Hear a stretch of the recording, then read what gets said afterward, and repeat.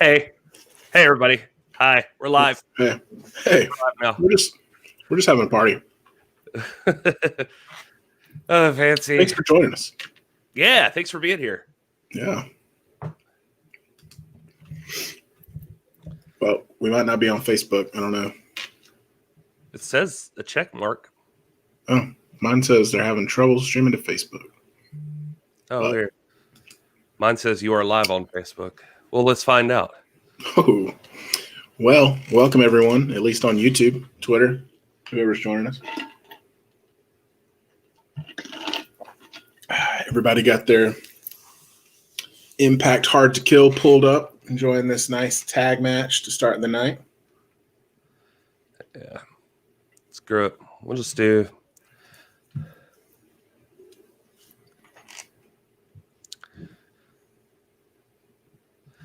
Well, or at least we're live on YouTube. That's what really matters, because all of you people are here. How's it going?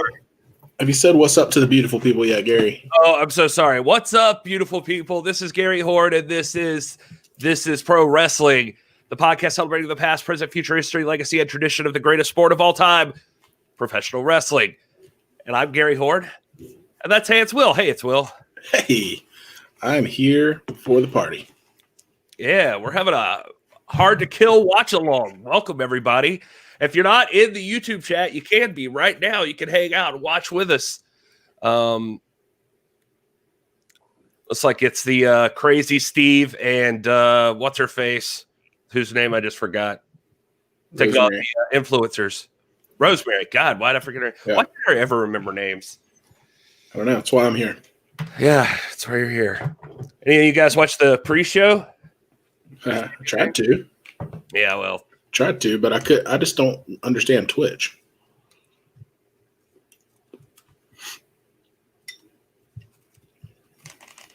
Sorry, guys. I'm eating my dinner, and there's a chance that some of it will get in my beard. So I'm going to try to. What's our thoughts on the new commentary team? D'Lo Brown and Matt Stryker. I'm digging it so far, man. I think it's an upgrade. I didn't have like a big problem with the previous team, but I feel like this is definitely enough. It just was like kind of fell flat for me. I don't know how you felt about them. Yeah, I felt this. I did feel the same way, and I'm for Impact doing anything they can to try to separate themselves, to add a little bit something to the show. Not that I hate it, but nothing like stood out. Like even today, I think this is new. Maybe you guys have seen elsewhere, but the crowd noise is new to me. Yeah, I did see that when I was trying to watch the pre-show on Twitch. A lot of people were chatting about that, and people, I think the consensus was like, I mean, some people just, some wrestling fans still just hate anything. So, I mean, we've learned that. I'm sure you guys in the chat have learned that, but there was a lot of positive people, like, hey, I think it adds to it. I think it's good. I like it. So that's kind of how I feel about it. Yeah. So let's see here. Oh, look, it's Brian Rosa. Welcome, Brian Rosa, Saturday Night Show. Hey. Well, sort of. It's all about Impact tonight. We're watching Hard to Kill. So if you and the lady are watching, you can throw us on with you. We'll watch it with you. That's what we're doing today. Who's this guy? What? You guys are doing a show? Cheating bastards. I have no idea who that is. Ryan Romano. Welcome to the chat, Robert. Yeah, Robert. First time viewer, I guess. First time listener. We miss you, Rob. We really do. Hope you're enjoying tonight with your wife and John. I don't know for sure about a free stream. You might hit up Front Row. They probably know. I don't know. You can. I'm sure they're out there. But we're trying to keep our channel legit, so you're not going to find it here, unfortunately. They're out there. You got to know how to use Google. And usually deal with a lot of ads. Mm-hmm. Turn that pop-up blocker on for sure.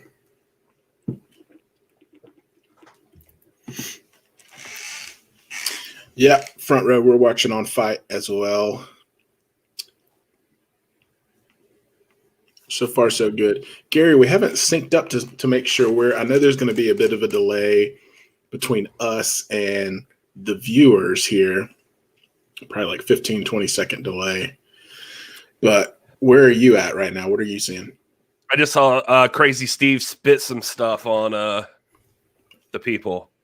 Are you seeing Tennille try to have like a water bottle or like a whatever? I think spray? You're a little behind me, maybe. Then I might have to go back out and back in. Let me try.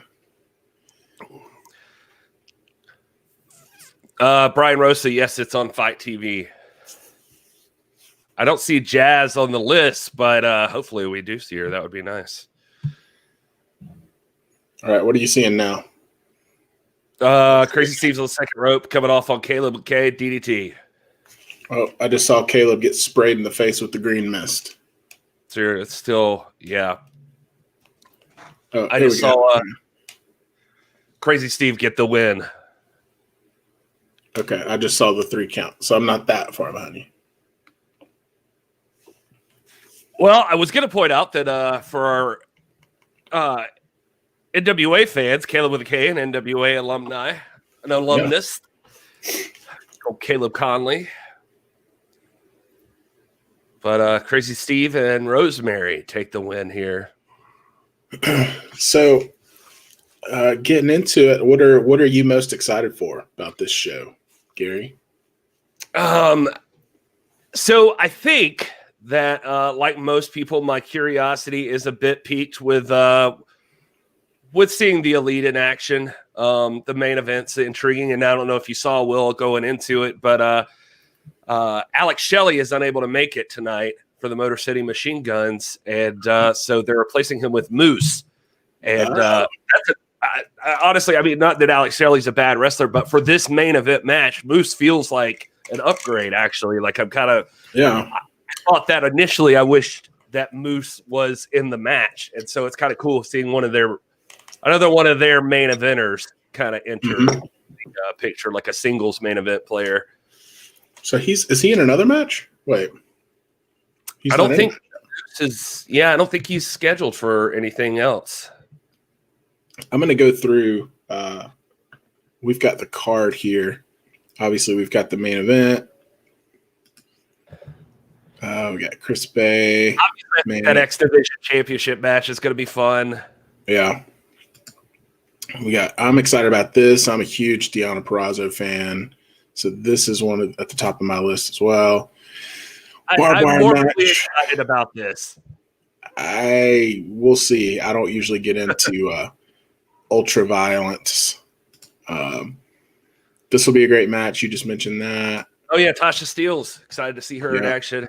This match is probably going to be what it is. Yeah. Not like Eric Young. It'll be nice to see him. And that's the one we just saw. So there you go. Those are the matches on the card right now. Yeah. So I love that you're doing this while Impact is also doing this. So it's like breaking my brain. Like I've got 2 different screens.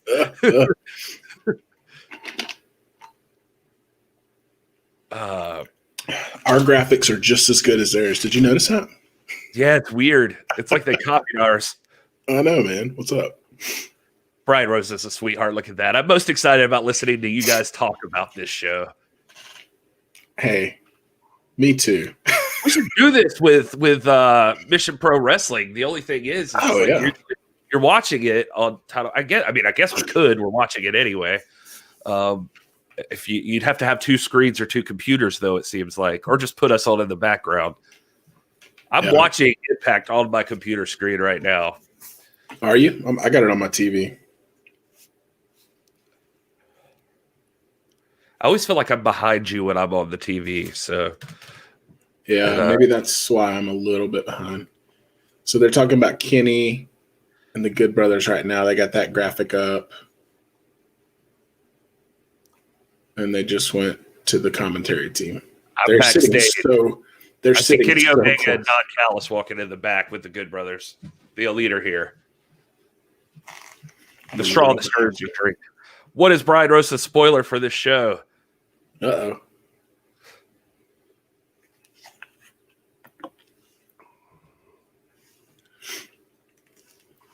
You say he's got a spoiler? Oh, I have a spoiler. He literally just said I have a spoiler. Well, it wouldn't be a show if you didn't. Also, interestingly enough, Impact is having their own production ordeals. I don't think these are related to Fight. I don't know. But I noticed this on the pre-show I was watching on Fight. They were doing a lot of that, like UWN did the other day, where the camera went away and you could still hear them talking at the commentary table. That was happening on Twitch as well. Is that where you were watching, or are you watching on Fight? I was watching on Fight, yeah. But that probably says that it's something on Impact. It's on there, yeah. And just now, Matt Stryker and D'Lo were talking, and it went into a video package about this upcoming Eric Young match. So we got the 6-man with Eric Young. So it'll be interesting. Rock says, rocking it out over here. I have B-Ball on one TV, NFL on another TV, Impact on another TV, and you guys on my laptop. He is screened out. We are grateful, though, Rock says, to be a part of your screen adventure. Yeah. Thanks for keeping us on your lap where we belong. Same to you, front row. With I have TNS on my iPad, TIPW on my PC, and the PPV on my TV. Used a lot of PPV on my TV and my TBD and my CDD. Yeah, you did a lot of initials there. Jason Fight's excited for the announced team. Yeah, it'll be interesting to see. I'm actually used to these earbuds. I'm able to hear them and watch the show. So or talk to you guys. So it's kind of interesting to have it on the background there. This Joe Doring guy is huge. I can't wait for you to see him. I don't know if you noticed him before. If any of you haven't seen him before, he's a very, very big man. I have not. He's the bearded one. Yeah, that guy behind Eric Young. I don't know. Kind of gives me Elias vibes. Oh, that guy. Never mind. Yeah, there's a guy with cousin Jake there. Looks like Elias. Yeah. Yeah, I'm not super familiar with all of these guys, but that's interesting video package. Yeah. The spoiler is Dr. That's good. Dr. Ron will come on at one point and talk about Nick Aldis at least once. Yeah, he's coming back somewhere. Yeah. Nick is defending the 10 pounds of gold tonight, correct? In Omaha? That's right. Yeah, he's in Omaha, Nebraska. Man. Omaha, right here in middle America. That's a Counting Crow song. Anybody know that one? Can't sing anymore because I sound so much like them. I'll get fooled. Yeah, you get that copyright. What are they called? I missed by design.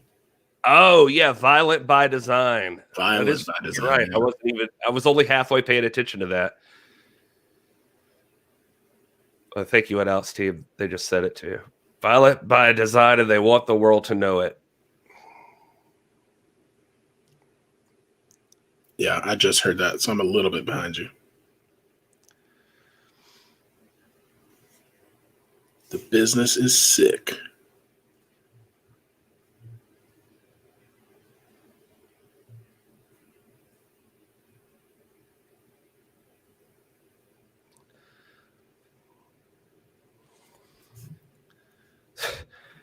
An angry little leprechaun, huh? All right.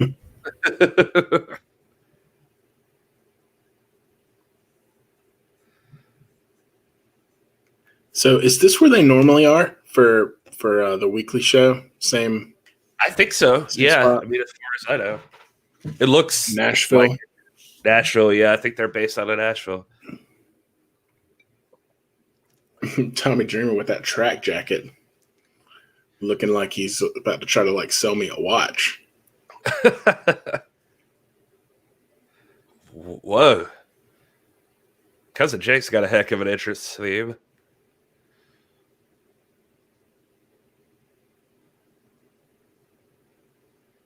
That's a big dude.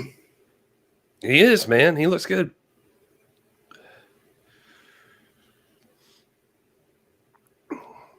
Tommy Dreamer every day looks more and more like Terry Funk. Like, yeah, I was just thinking that, especially with that bandana on. It's very funkish. How do you feel about this? Like all of them getting separate intros, walking out, meeting at the top of the ramp. well, logically, I guess it makes sense that you don't want to step in there with three guys of the opposing team by yourself. So, Yeah, I mean, you know, I'm a traditionalist when it comes to tag teams of any kind. I'm personally a fan of everyone coming out together. oh, I see what you mean.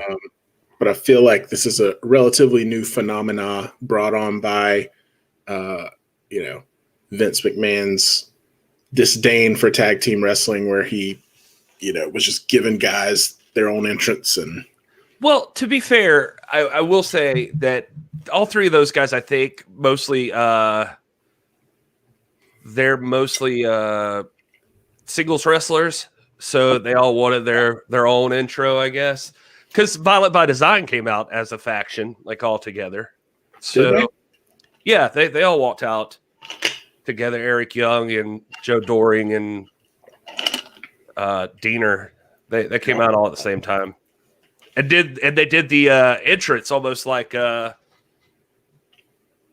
what was Eric Young's group in NXT and Sanity. Sanity, yeah. Because they kind of walked up on the side of the apron and turned towards the camera or whatever. Mm-hmm. So they kind of, Jesus, Yeah. Jake. So Brian Rosa drove someone to the airport today, flying into Nashville today. Oh, Sting. It's Sting. You know it's Sting. That's just. If he drove somebody to the airport, then they're from Texas, probably, right? That's a good point. Jazz, was it Jazz? Did you drive Jazz to the airport today? Was she going to Nashville? Did you drive your wife to the airport today? I mean, she might as well show up on Impact too. I mean, there's Now, were you just seeing the triple screen? Did you see that? oh yeah, they just cut off of it. I went back to it here. Interesting concept there. I don't know if I've ever seen that. The tri-screen. That's kind of neat. I feel like it's like a video game thing. Like if three people were playing. Right. Oh.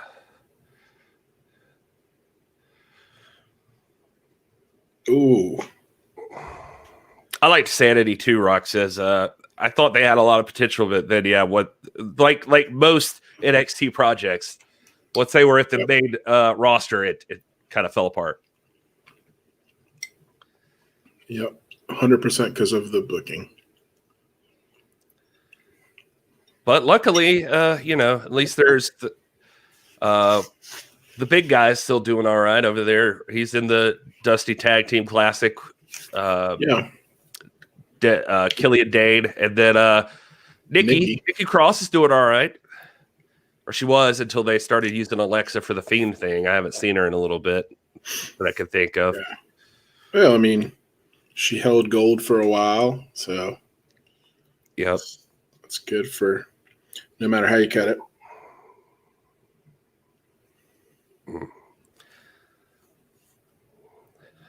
It's like every time Tommy Dreamer and Rhino walk out like badasses, but yeah, I don't know. They're just they get that ass beat a lot. And now I rise to say that, of course, Tommy Dreamer starts with a comeback, hits a nice cutter on Eric Young there. You like how he said out of nowhere? Oh yeah, I see what he's doing.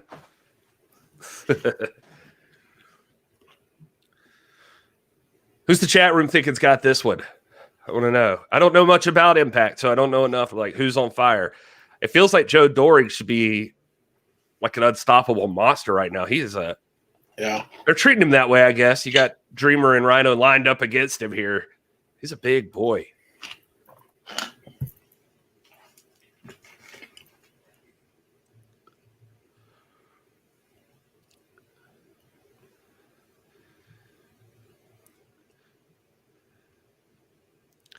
I wonder if wrestlers. He just runs right into him. Yeah, he just. It's like they all got chairs. Here I go. Oh, Brian Rosa, spoiler alert, it's Batista. Oh, cool. That was my third guess.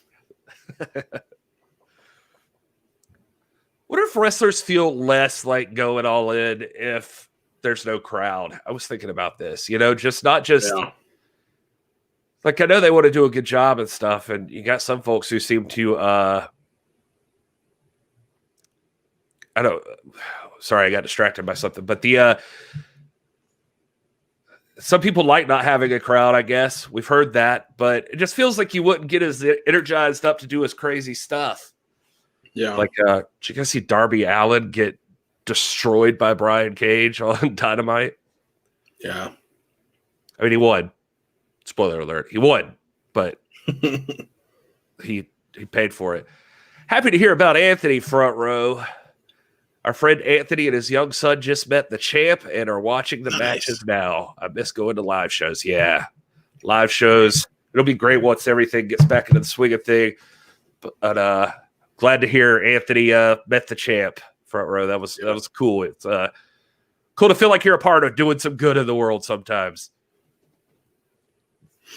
Yeah, that's awesome. That's really cool to hear.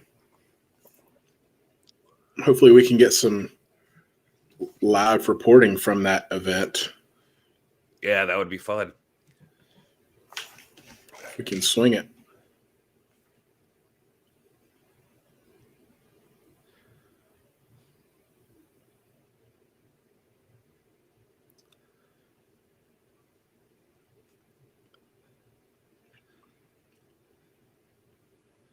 Those red boots. I like that. I was debating the intensity that go into, but I don't know, taking a backflip on the chairs, that hurts. I don't care who you are. Man, you're still a little bit ahead of me. I don't know how to catch up here. Sorry, bro. Fast forwarding it all the way.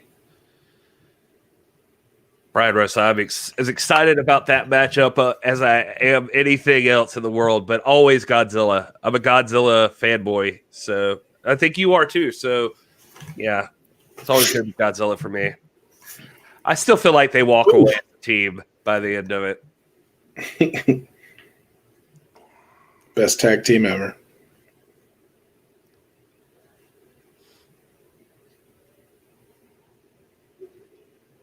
Diener. What a name, man.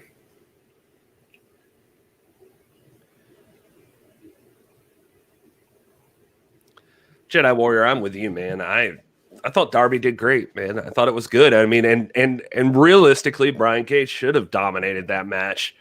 And and there was a story told with the way that Darby won too. I thought that was kind of interesting as well. Just that that went all the way back to the first time that Team Taz got pissed at Darby was by the way that Darby missed a pinfall and Taz was trying to give him advice, and that Darby ended up winning with the pinfall that Taz was trying to give him advice on.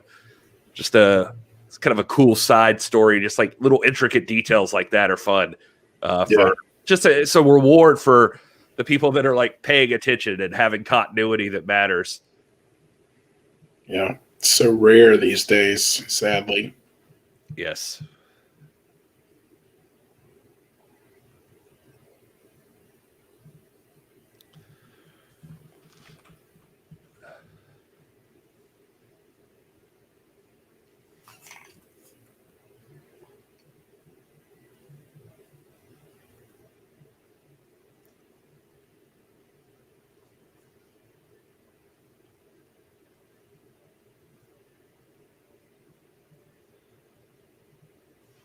They're giving this match a lot of time. I'll tell you that. Oh, the tax. This always makes me hurt, man. I can't. Oh, Eric Young. It's going to be Tommy. I don't know. Don't tell me because I'm like 3 seconds behind you.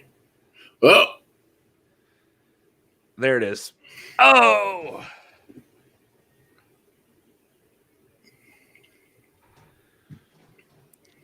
Oh, no. Oh! Somebody like had to yell, stuck in his shoe. Oh, look at that DDT. Nice.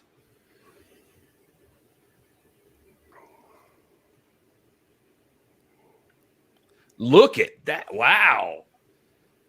Cousin Jake. Wow. That was a hell of a slam. 2. No. Cousin Jake, man, I tell you what. I like Cousin Jake. He's cool. Yeah. Ugh. Look at that pile driver from Eric Young. Is that it? 1, 2, 3. That's all. Sorry, Will. I'm trying to Just follow get into the along. pin. I didn't. 2, 3. I'm going to go out and come back in and see if that helps. I'm sorry. I don't know.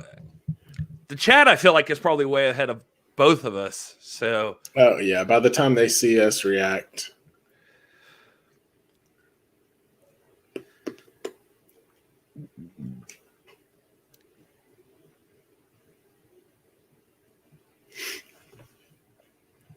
Interesting proposition, Jason. Thinks the Bucks will show up, given what happened on Dynamite. Ooh. Impact would love to have that. It'd be interesting to see how deep this partnership goes. Are we going to see other people start to cross over? That's going to be interesting. I mean, obviously Omega was popping around. Now the Good Brothers have shown they can do it. So what's going to happen? Did the Bucks show up here tonight? Anybody else? Be interesting. Yeah, Jedi, I'm using Fight as well. So is Will. We're actually sharing an account. And it's weird that we have different timings. I don't know. I think it's just desktop versus TV. All right, so I'm back in. They're standing at the top of the ramp. Yeah, that just went away. Now I'm in the back. Swann and Chris Sabin. Man, you're a good 7 seconds ahead of me. I'll go to the TV.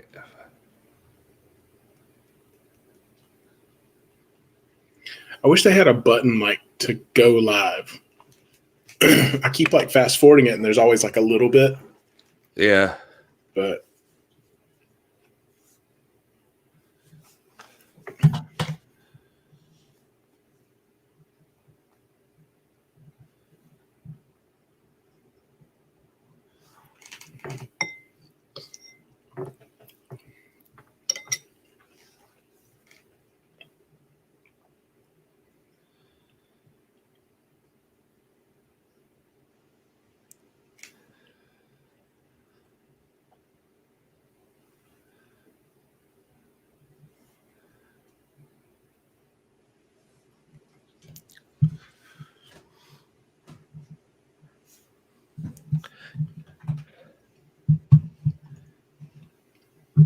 Yeah, Rock says he keeps backing out and going back in. It's weird for some reason. Still just off a little bit.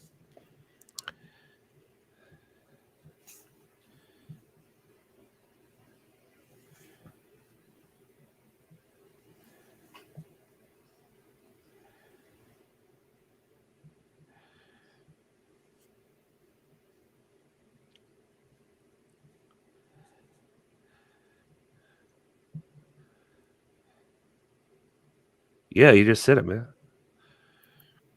We gonna do that.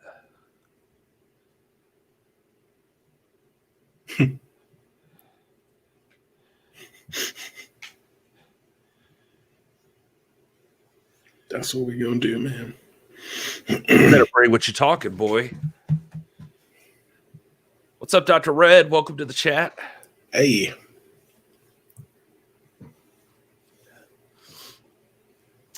There's Jazz. I saw Jazz briefly. Recap of the tag team championships there. Yeah. So about to get our Tasha Steelz and Kira Hogan match.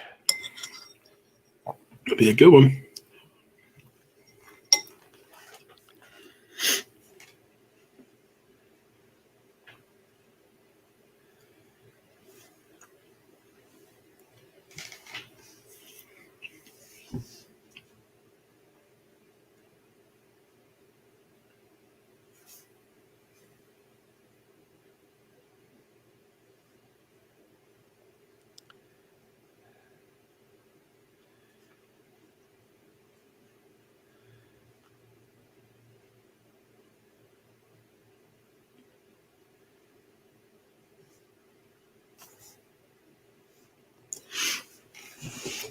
Defeated the Sea Stars. Some more NWA.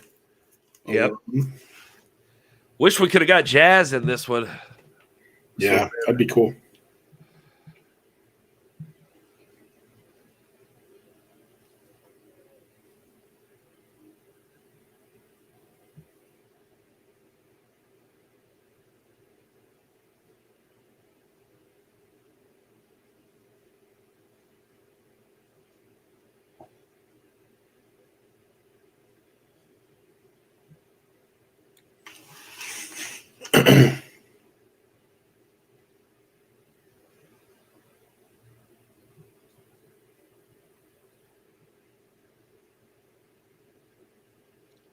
Pretty good build up video package there.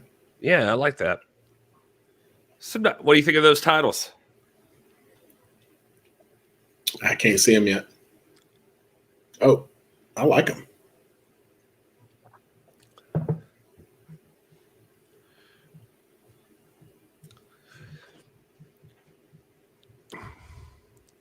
Called him a belt mark. Brian Rose, I think he's on all the time now. Like every time I check, like go on YouTube, he like pops up on my. David Rotello.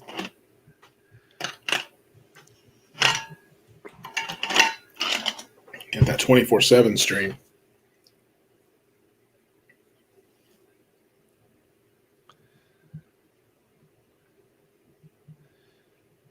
Fire and Flavor.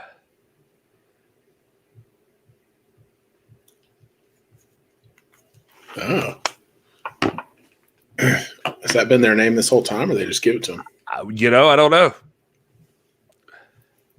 They haven't been listing that anywhere.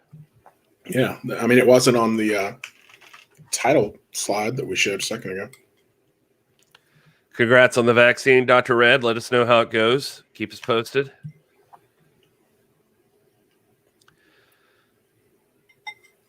Well, Jedi, I'm invested in the sense that Tasha Steelz, I like Kiera Hogan, and Tasha Steelz is, she's NWA fam. She's hashtag NWA fam. So it just, you know, makes me invested in this match. I too, though, wish we could have seen Jazz and Jordan Grace make it to the finals here.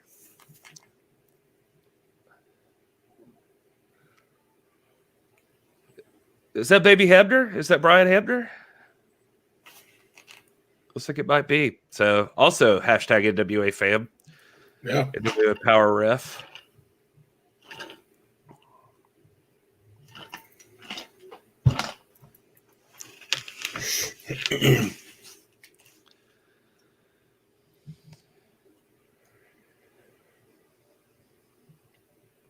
It's almost like watching a hurricane from the safety of your own bedroom, is how Stryker described that. He just said that for me. Oh. Like you said it, and I was like, man, Gary, that's pretty profound. I want to see if it'll let me throw it up on my TV and if it lines us up any better, but I was going to pull it up on like my tablet and see if that was closer, but one of us will probably get kicked off. yeah, I don't know if it'll let.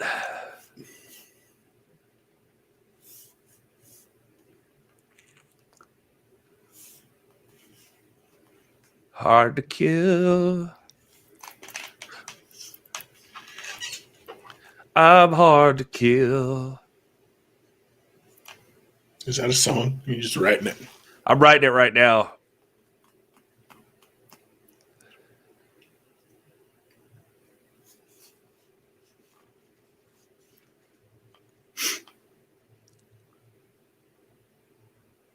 Who is that screaming? Who's doing all the screaming?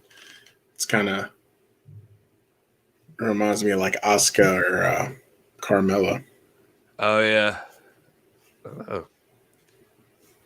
All right, I'm watching it on my TV now as well. So it is still working for you? Yeah. Look at that. Three devices going at once. My TV is behind the desktop, though. Did you Where's see your it tagged into Navia? Yeah, just saw the tag, just saw the kick, the knee, the other kick. Oh, now I got kicked out. Oh, did you really? Yeah. All right, well, I'll back out. I don't know what to do. Well, it sounded like your TV was the same as mine. All right, so I'll just watch it on there then. Yeah. Back out of the stream here. Let me know when you're out. I'm out. We're doing a live stream, and I'm not watching it right now. That's how this is going. Let's see.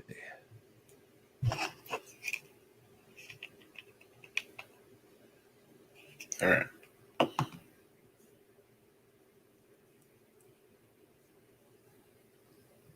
All right. So what are you seeing on TV now? They just tagged in Tasha. She just punched her in the gut. Punch her in the face. Now I'm behind. Hang on. Like, Navia, I think is who that is. She's on her back. Tasha's going for the pin. 1, 2. No. Kick out. All right. Tasha looking angry. Navia is like 3 times bigger than Tasha Steelz.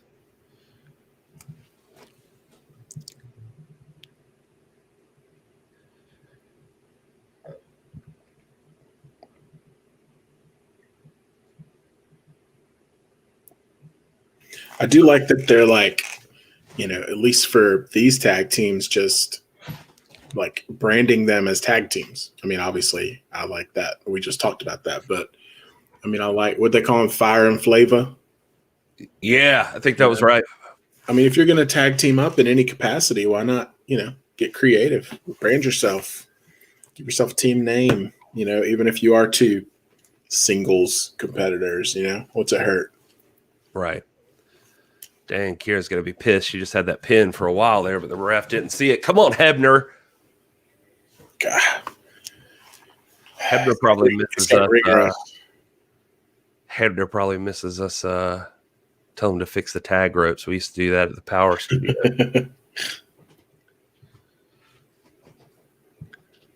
Fire and Flavor. Yeah, it looks like Tasha Steelz just yelled that out.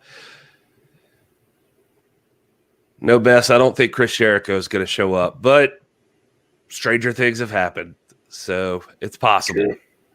Oh, it's Havoc. I'm sorry, Rock says. I mixed them up. The respectfully bigger one is Havoc, I guess. And then, yeah.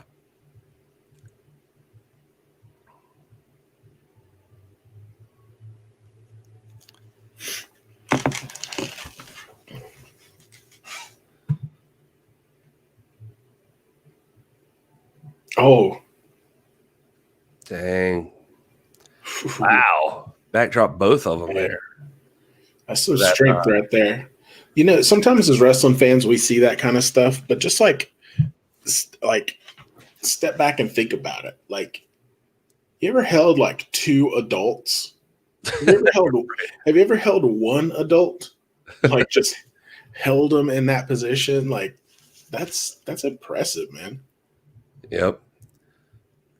Just from like a reality standpoint.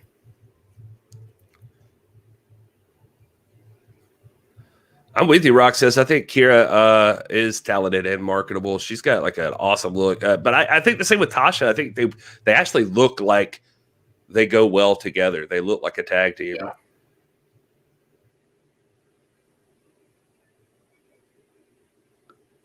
Uh-oh. Wait, what just happened there? What was that? Did she just... It looked like my brain is melting. Yeah, it looked like she double suplexed them. But or I'm sorry, double DDT'd them. But somehow Navia came out on top of that. But I think what was supposed to have been happening was Navia was supposed to be forcing her to DDT herself. And I don't understand. Yeah. That one lost me a little bit. Oh, geez, Havoc. Here we go. Really show it off. Havoc's strength here. They've lost Navia. Yeah. They're off there. Wow, double power bomb there, taking advantage of the size differential here. Yeah. Is it going to be enough? That was my like my Michael Cole impression. Is it going to be enough? He just said it. Striker just said it. That's awesome. It's like I've been watching wrestling my whole life, and I know what's going to happen.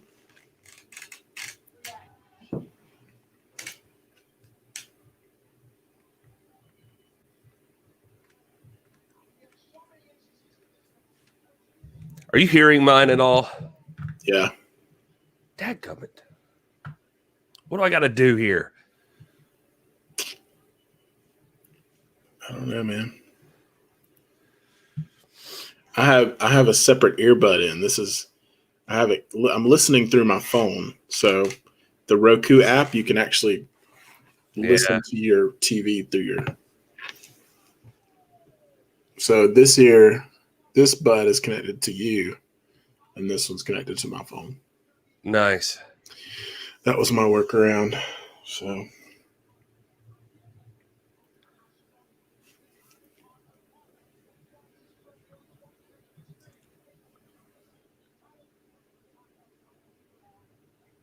This is my first time seeing Havoc in Navia. I'm with him. I'm impressed.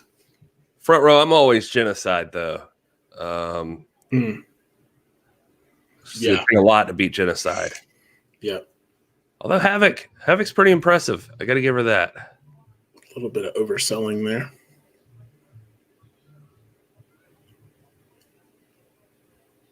Wow. Oh, hey, yeah, you're right. What was that? There's been a lot of moves in this. I don't mean this to sound critical, but there's been a lot of moves that look like they shouldn't have worked, but they ended up working. Like, holy cow! Sorry to cut you off, Will. No, Kiera Hogan with a spinning fisherman suplex, like a spinning fisherman neck breaker kind of thing, and got the pinfall. And we have our new Impact Women's Tag Team Champions, NWA fam, Tasha Steelz, representing with Kiera Hogan. Good job, ladies. Yeah, it was a great match. What I was saying a second ago, it felt like there was just a bunch of spots and moves in this match that weren't supposed to work, but they did somehow. So, I mean, that's kind of a criticism / compliment to these four ladies, because I feel like, maybe things weren't executed flawlessly, but they all were working together to make this a really cohesive and entertaining match. Is that Gail Kim? Is that who that is? Never stays on her long enough. I can't see. Yep, Madison Rayne and Gail Kim. How about that? That's cool. It's nice seeing them present the titles. Very cool.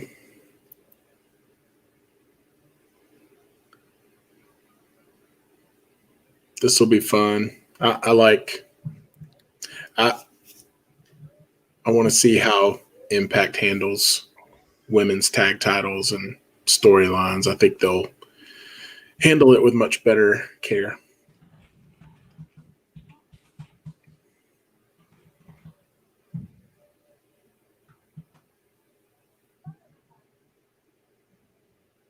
Taya loves those earmuffs. I don't know what the full story is. I was about to say they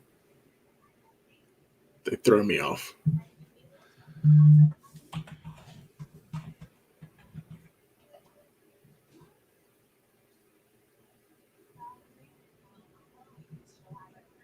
Isn't she married to John Morrison? Isn't that right? Valkyrie? Yeah. I feel like Valkyrie and John Morrison are a couple. Like they're married.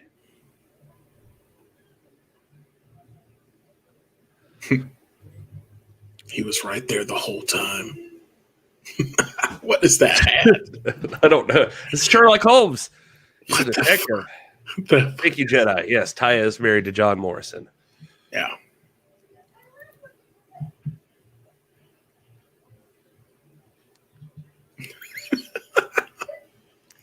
was the fakest laugh. Matt Striker. Well, tonight, guys, we've got Matt Striker needs a haircut. What's going on with it's him? like I'm used to him being like all like teacherish. he looks like the cool teacher now, like the one that you walk in, you're like, oh, sweet. He's probably going to let us look up the answers. Bess, you seem obsessed that some of these people are going to AEW or NXT. I don't know, man. Maybe Impact's spending some money. This is Ace Austin, is that right? Sorry, I'm learning Impact. So yeah, we're all learning this together. It feels weird. I don't know how you feel, but like we're live on the internet talking about a promotion that we haven't really kept up with that closely, but it's just us being transparent. We're hanging out with all you guys because we love our hashtag NWA and TIPW fam. So we're just going to do this together. That's it. Yeah. I mean, this is where you guys can educate us. You can come tell us stuff we don't already know. Like Rock says right here, let me know. It's Ace Austin and Madman Fulton. I'll be honest with you. I knew Ace Austin only because I saw he won the X Division Cup, or was that what it's called? X Division Cup at Genesis. And he was also on the pre-show briefly. So this is Scott D'Amore, I believe, the owner or like manager.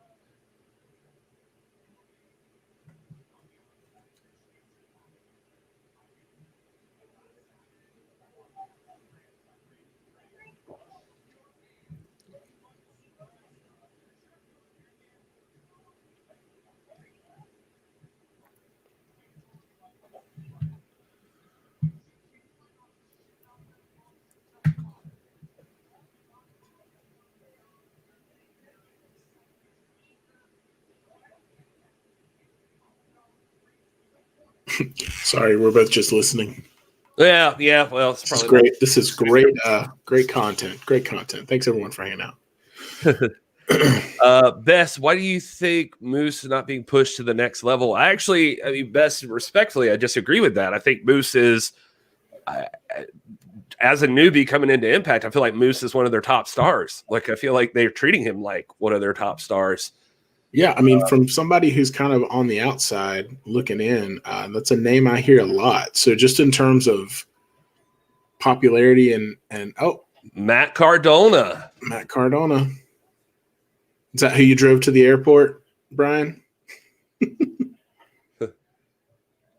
I think Matt Cardona is gonna fit in better in Impact. I hope. Feels like it, right? Something out. Yeah, it just feels better.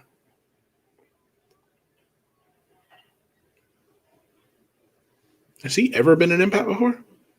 I don't know. Maybe somebody in the chat can let us know, but that's cool. Matt Cardona. I like him. He seems like a good guy. I'm glad he's got a spot. So this would be fun. Madman Fulton doesn't look so big anymore. I mean, he's still big. But yeah, this is a good fit, I think. Yeah. I think you're right, Will. Like they'll I think his look, rolling with it too. Yeah. I think his look, his style, his even his in-ring style, not just his, appearance, I think would complement this. And I think it would add, something to Impact that, maybe they need. Just kind of that presence of, somebody his caliber who's has the recognition and the experience. Ooh. Wow. So briefly, if we could, where I was going with the Moose thing is I just wanted to point out, Bess, that Moose is, he's carrying that TNA title. So they're like obviously trying to make him seem like an important deal. He just destroyed Willie Mack and earned a title shot with Rich Swann. So he's going to be going for the Impact Championship. He's been presented as pretty unstoppable. He's one of the reasons I watch. Like, he's one of the first people I think of right now as a newbie to Impact. And he just got thrown into the main event tonight. He is in the ring as part of this huge crossover with AEW. I mean, he Rich Swann and Chris Sabin are taking on the Elite. So I'd say they think a lot of Moose. Personally, that's how I feel. I think they got a lot behind him. I guess it depends on what you consider the next level. Yeah. If there's something you have in mind when you're saying that.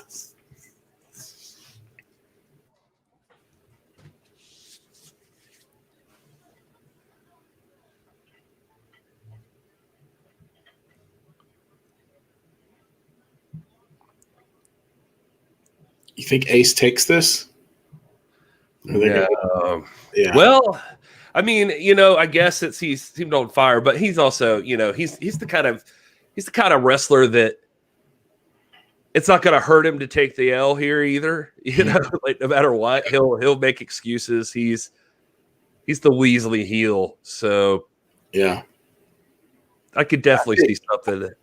I think maybe it's a screwy finish. I could definitely see Madman trying to interfere in some confusion setting in or something like that. That's what I was thinking. Or no, here we go. It's just a DQ. Yeah, there it is.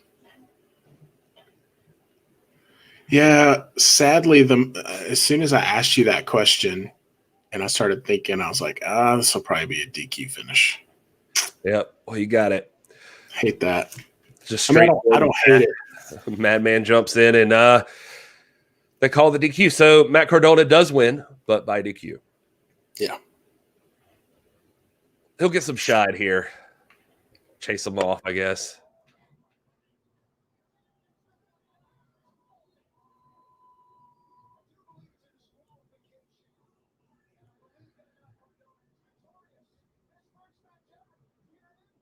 Yeah, definitely first match ever. That's cool. That's all right though. That's a debut. I'll take it. I mean, I with Will in that. I appreciate as few screwy finishes as possible, but we'll take it, I guess.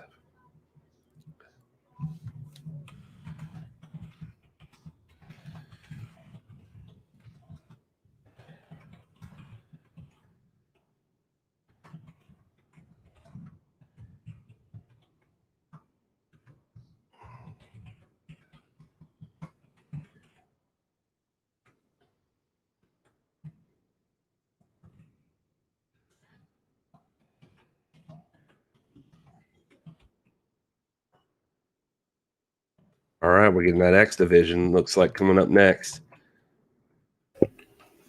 The defeat row heat. What did he call it? Yeah, he had a challenge. Yeah, the TJ Perkins lost, but then Manik came back.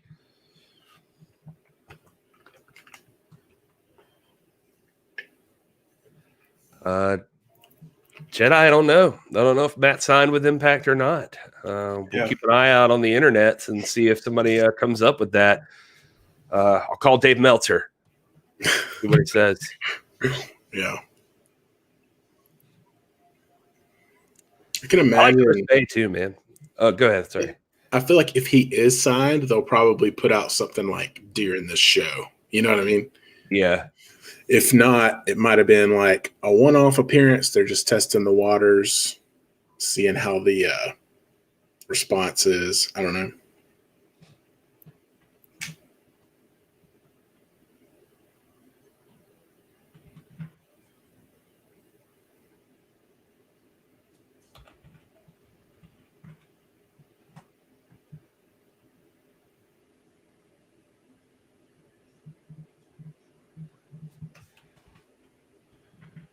I bet this is going to be a really good match.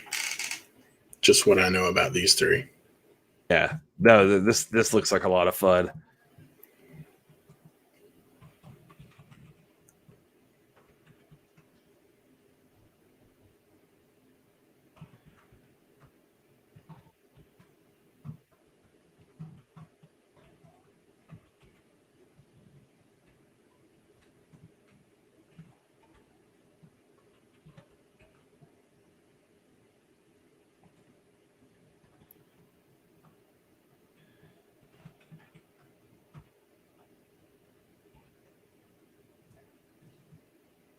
A lot of sunglasses in Impact. I don't know if you noticed that. A lot of people love wearing them. It's just like everyone has sunglasses on.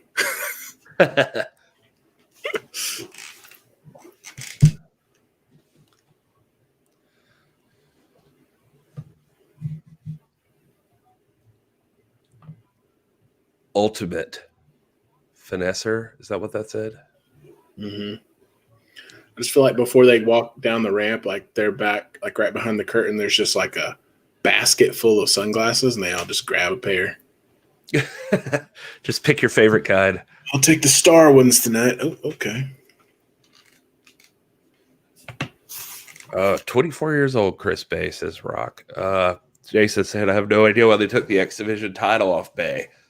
Yeah, I don't know either. But Rohit's got a cool attitude. He gets some heat, and Manik seems like a cool character. But Chris Bay is money. I think Chris Bay's on his way to greatness.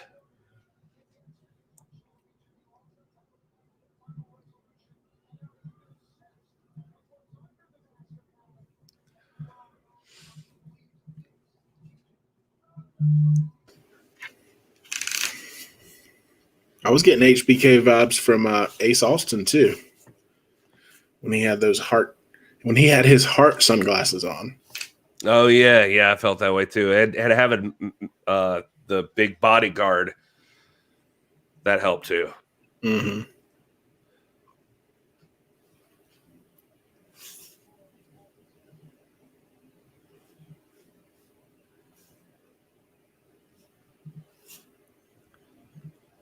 I will say Impact's music I like all of their entrance music, and Oh yeah.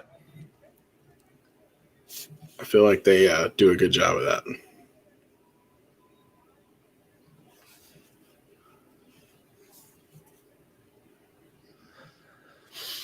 I don't know, man. I didn't know about Manik beforehand, but this feels like TJP's like this is money for him. Like he should I like the character idea and stuff. It's good. It's cool. Some Watchmen Rorschach vibes there from the mask. Yeah.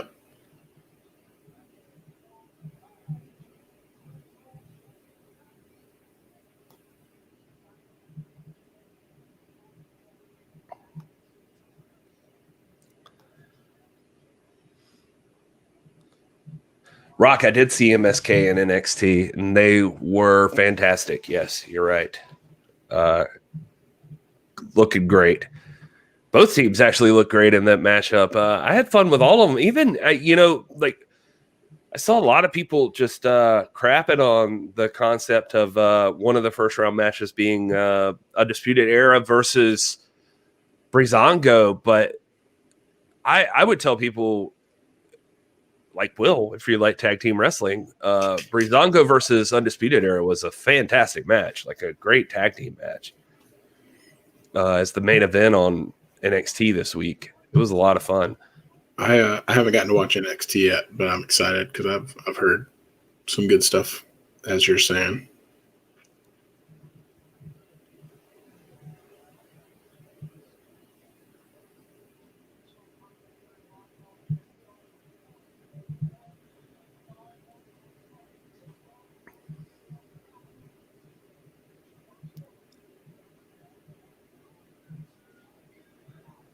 Oh man.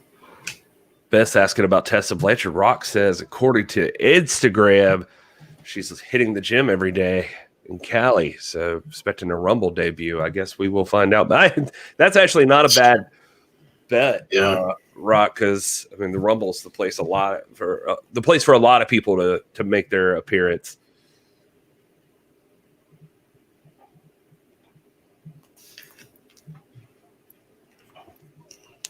Crap. The micro brawlers. There they are. I have a few of those. Where are they at?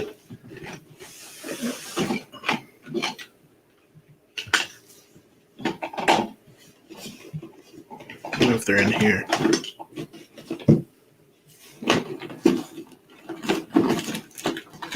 Oh, I think I got one. Who's this? Yeah, I'm with you, front row. I don't know. I mean, I think literally the only place she shows up is WWE. Look at that. Penta. I got a few of these. I think they're all in the bottom of this box over here.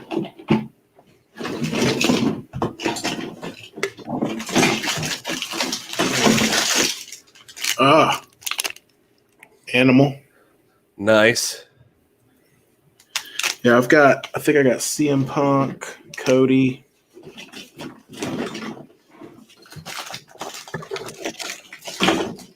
Yeah, there's Cody. Dark-haired, Ring of Honor Cody. Fun. Yeah, these are pretty cool. I was subscribed to the Pro Wrestling Tees box, whatever that subscription was. Oh, cool. I always wondered about those. I did like a horror box for a while. Yeah, I got that for my birthday one year, like 6 months of it. It was pretty cool. Got like a Roddy Piper shirt, Four Horsemen shirt. Like every month you got like one t-shirt and then like, one of these and some like DVDs, which I don't even have a DVD player. So seemed a little out of date, but Well, I think Blu-ray players play DVDs, right? I don't have a Blu-ray player. Well, then I don't know what to do for you. Just saying, I just have some DVDs now just sitting in my closet.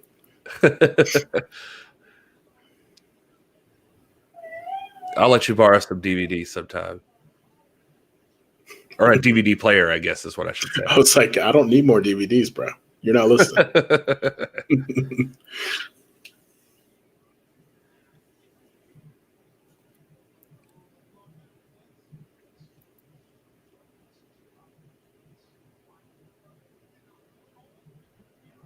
This is interesting.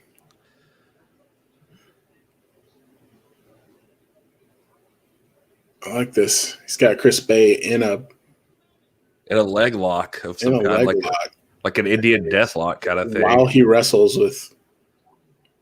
Oh, wow, that's pretty impressive. That was cool. You give him the suplex and also just like crank down on that leg lock.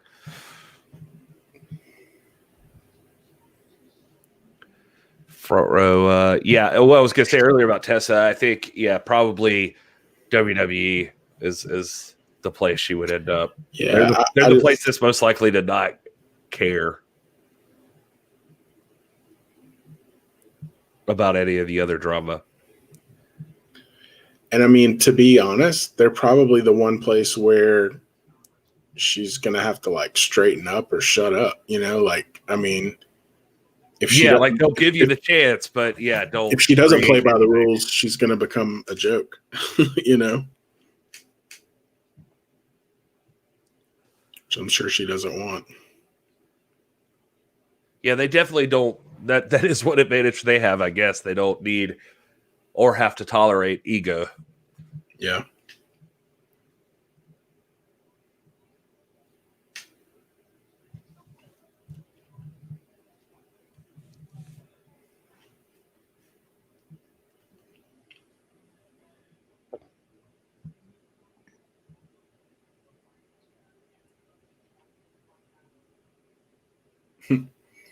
Going for the mask. He's pulling it the wrong way. That is not how you get a mask off. It's like pulling it towards his neck. Oh, he got it. Oh my gosh, Ric Flair. It was Ric Flair the whole time. I like how they're like, zoom cameraman, like they don't know.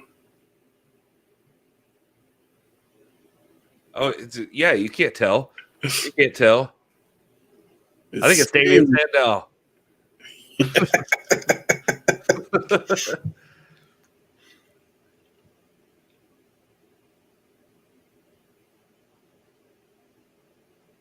Whoa! Holy crap. Just, man, it goes for the dive, and Chris Bay from this time, literally from out of nowhere with a cutter, now a double cutter. Dang. Is he going to pin? No. Oh, broke it up. Wow. He would have had it. Watch this, Will. Oh, D.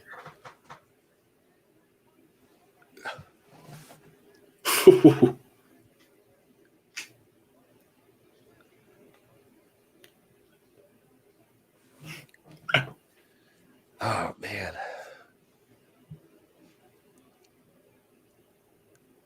Who you guys picking in this? Tell us, chat room. Who you got? Coming down to the wire. Who's walking out with this one? Oh, Chris Bay has got ups. I could see Chris Bay stealing it.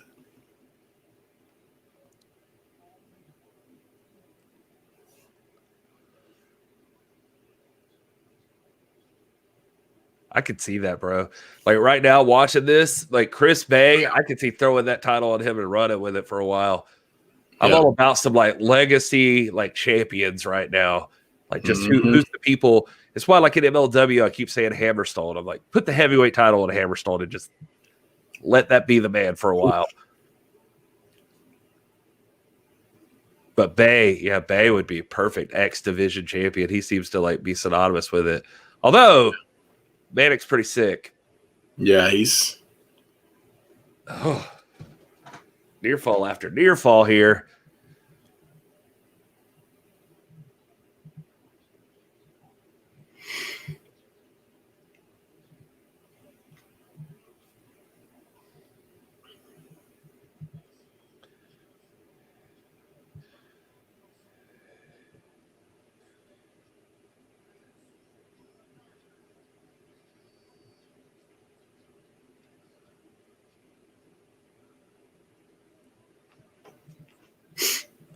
Oh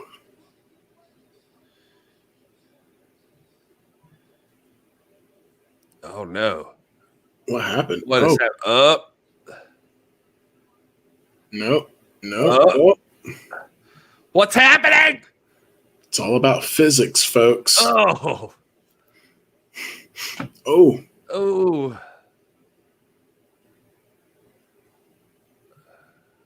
Yeah, this is one of those matches where it's just like a constant like, ooh. Wow. Oh, God. He almost accidentally pinned him. Oh, well, thanks for joining us, Nation Show. Yeah, Nation Show's doing a watch along themselves through Discord if you want to join them over there. And I think they've got a cast set up. So kind of cool. But thanks for joining us to do a watch along of our watch along of the thing you're already watching along. Yeah.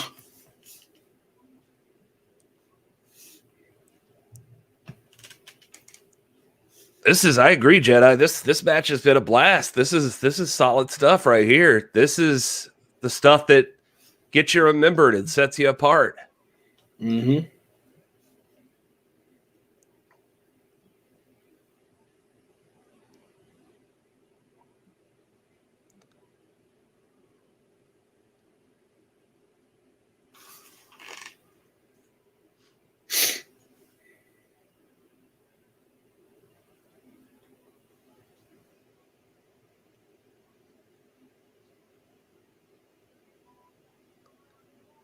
Oh gosh. What is that? I think Manik's going to take it here. Oh, Manik. Locking it up. Oh, 1, 2. Oh! No. Look at Chris Bay's face. Oh my gosh. Whew. Oh, well, we're glad you're here anyway, James Lawrence. We're watching Hard to Kill, but we're happy to have you always, brother. I will say, X Division match going on right now. Manik, Chris Bay, and Rohit Raju. Oh, big splash. Oh, boot from Raju. Pinning Chris Bay. 1, 2. No. Oh, I thought Rohit was going to steal it right there. Chris Bay, the kick-out king tonight. Oh, they have turned it up here in the last few minutes. These guys are going at it. Yeah, can't help but feel like we're landing the plane here.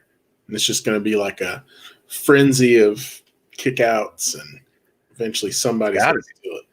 Yeah, dude, they got to be. wear it out here. These guys have been giving it their all for a good bit now.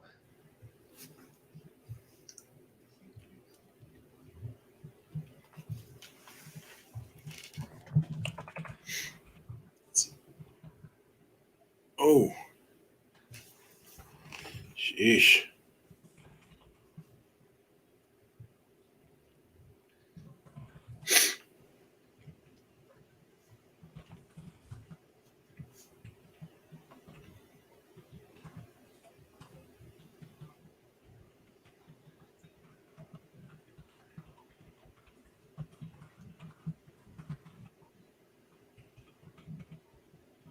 Oof.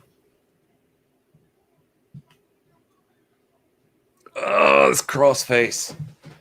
Come on. What's up, Montgrovian Mike? Thanks for hanging out, brother. Hey. Hey.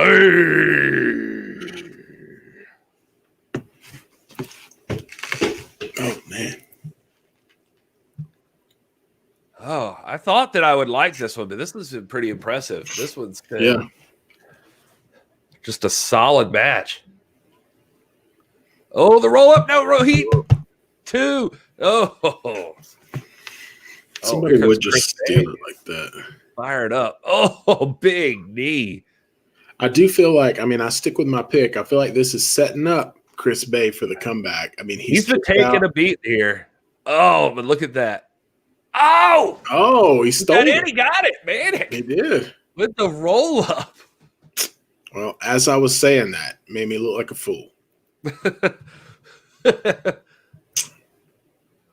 I feel like if I could predict your words, Will, what you were saying was you feel like this is setting up for Chris Bay to not be involved in the pinfall decision at all. And right. Yeah. To stay clean. And that's exactly what I was going to say.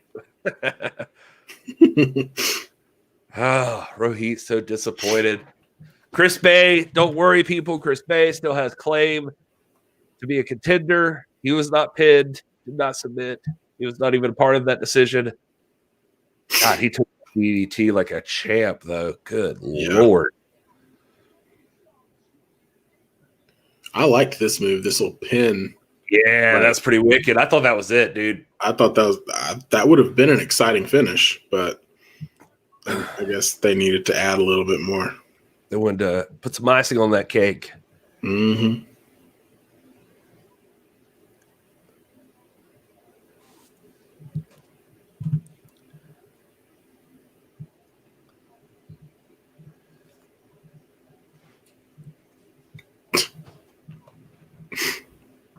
That line. Call him Manik, call him TJP, but you still gotta call him champion.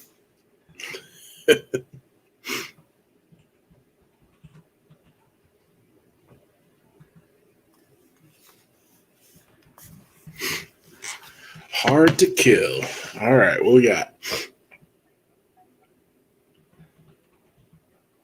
Eddie Edwards.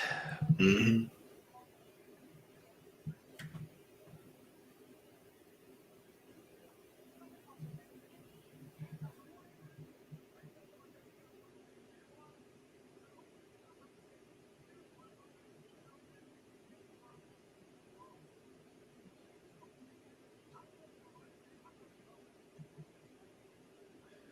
Oh.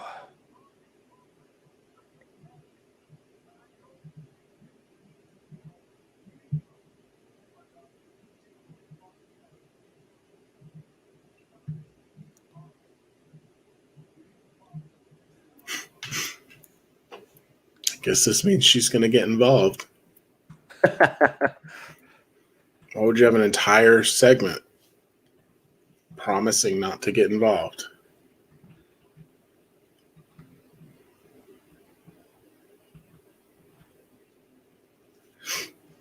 I like the everyone wearing the hard to kill t-shirts. Like, they don't have a live crowd, so not really a lot of people to market the event specific shirts to, but they've got everybody backstage wearing them. Right. It's kind of cool. It's kind of old school, I feel, right? That makes sense. Yeah. Something you would see in yesteryear.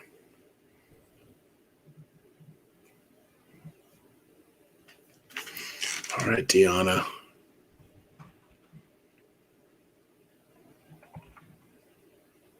I guess this is next. I'm going to take a short break so I can focus during this match. I'll BRB. I'll hang out with you till Will gets back. So it'll just be us. Oh, hi. Hi, it's just me. It's just, I hope this is okay. I think we're alone now. Oh, let's see here. Magnum Pro is on Twitch right now. Dave, Scooby, tell me more about that. I don't know what Magnum Pro is. The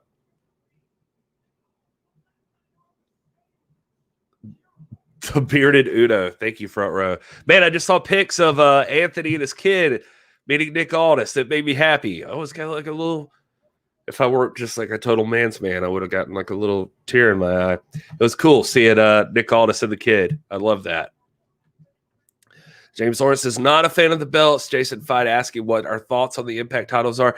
I got to be honest with you. Here's the thing. I could not right off the top of my head tell you much about them. I don't think anything stood out about them. I will say, and I would be interested, James Lawrence, if you wanted to Google it and see what you thought.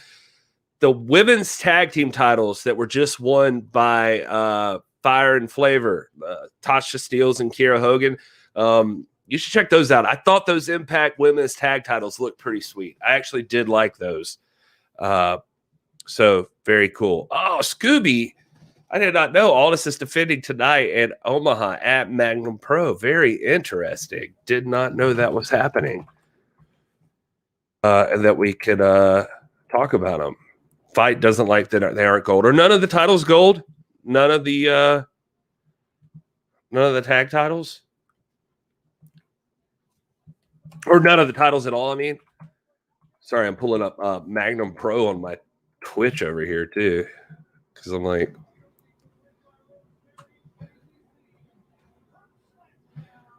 That interests me.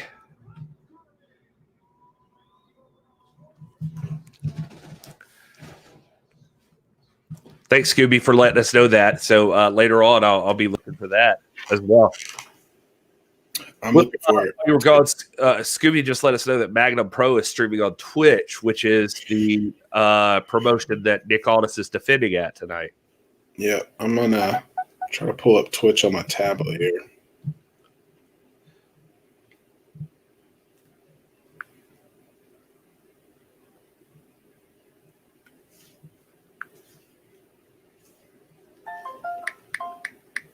Sorry, I'm sending a message to Rob to let him know as well. Yeah, he's probably on a date with his wife, and he won't leave for us. He'll probably leave for the champ. Right.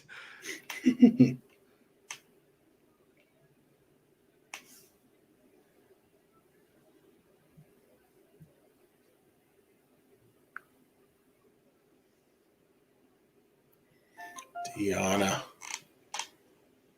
Yeah, I heard y'all talking. Yeah, I don't think any of the belts are gold, which is interesting. Yeah, I did not notice that until Fight pointed it out. That none of the belts are gold. But yeah, I'm looking at Deanna's right now, and that is super. That's an interesting aesthetic choice. I don't know why you would do that, but here we are. It would have to be intentional, right? Like, if you're going to make a world title, you'd have to just intentionally be like, we're going to make it silver. Maybe they were trying to be different, but I feel like that's like a adverse effect there.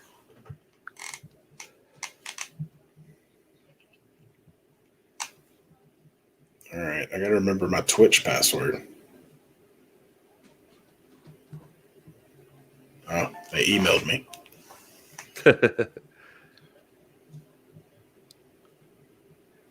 There we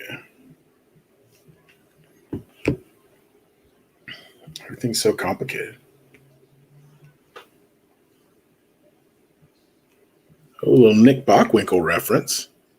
Yep, there you go. You can expect those from Matt Stryker.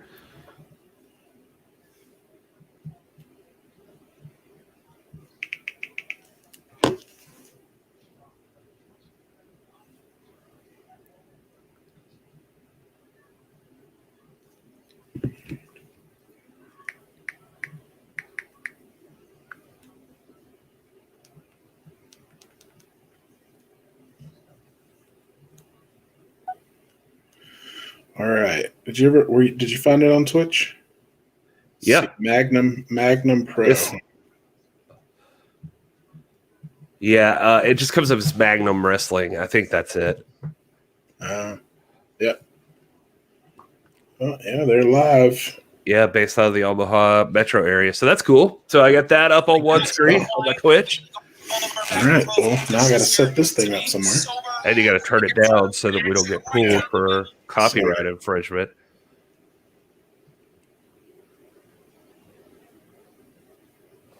What is this, James Lawrence? They're slanted riding on the championship belts? Really? Weird. Jedi says think of them as platinum. I guess that's a good point. So I've taken a weird move with Su Yung, right? Like, I don't know.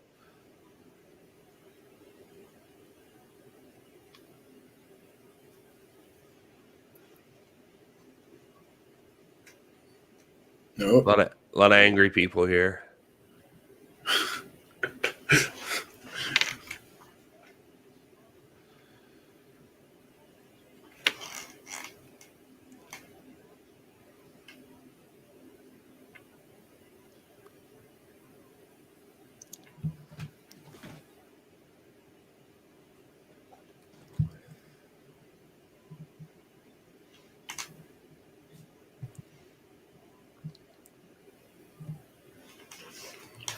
Oof.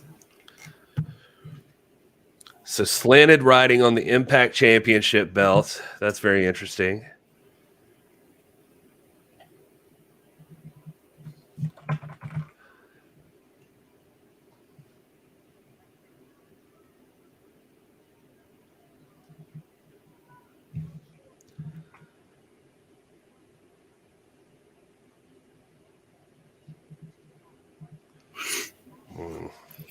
Yeah.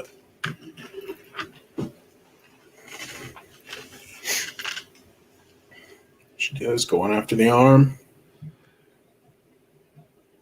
Ooh.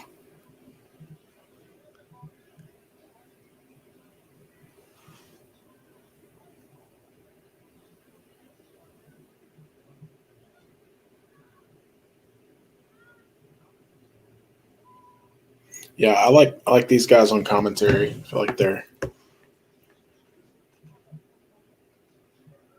doing.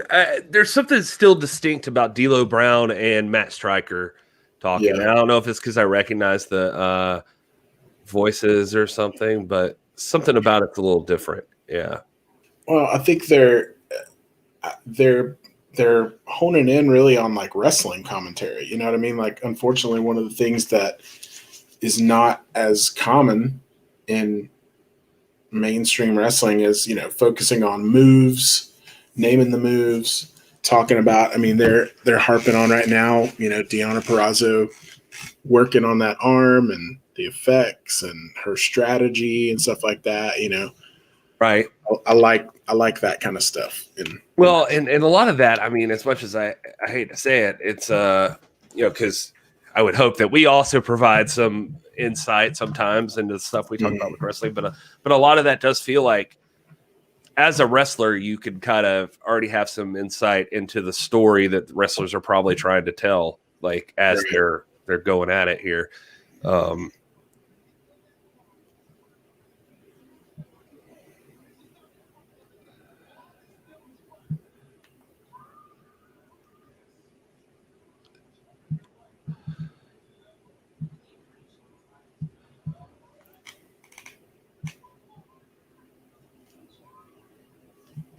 Lex Luger reference.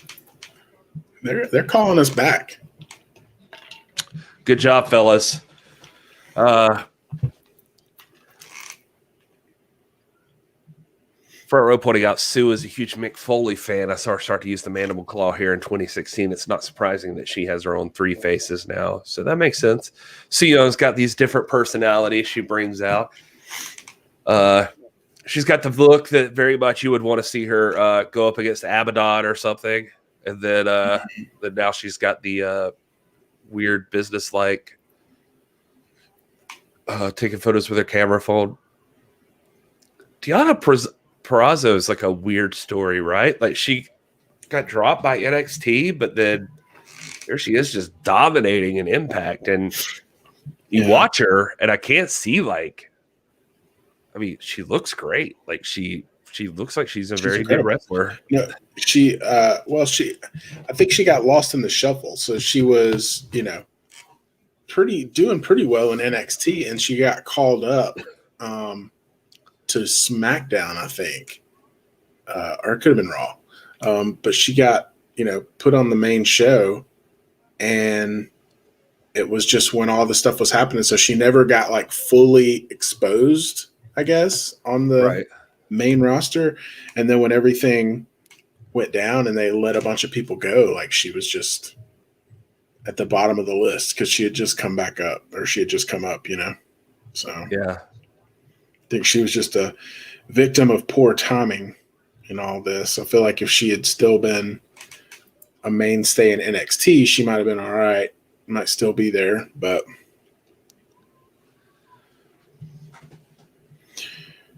she's definitely, picked herself up and gotten to a good place here in Impact. So, yeah, I'm happy for her. It's good to be like on top of this promotion as opposed to getting lost in the shuffle, elsewhere. And of course, in a program like WWE where so much can happen. Yep.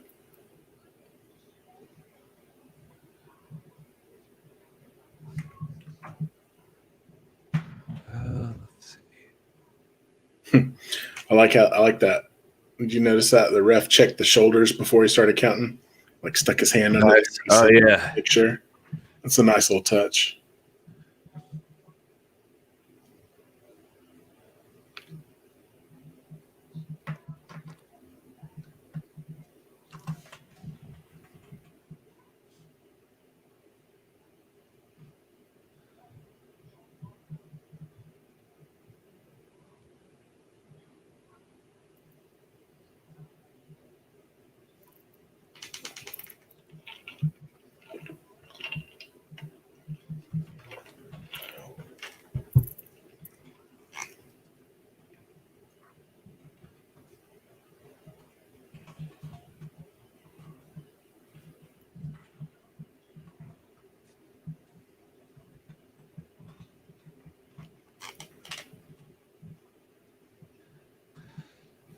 I don't know, man. I like the crowd noise too. I know people disagree. I'm interested in the chat. What do you guys think about this? But for myself, I love the crowd noise. I love, even if it's fake right now, like I feel like it's better than just nothingness. And so there are parts of the nothingness I dug, like that wrestlers were having to be more vocal, which is kind of cool. But I just like, I miss the sound of crowds now. It's been so long that like I'm taking the piped in noise. Like I'm okay with that.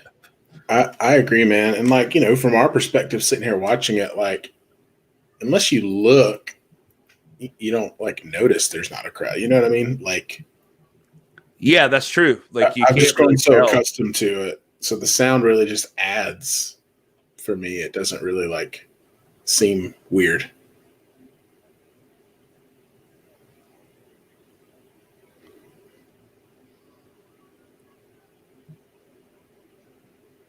Nice move from Taya here. Very technical match here. Slowed down from like all the craziness you just saw out of the X Division matchup. So it's like to bring business back down. FYI, if you are on Twitch TV over on Magnum Pro, Nick Aldis is appearing right now. You head back over there.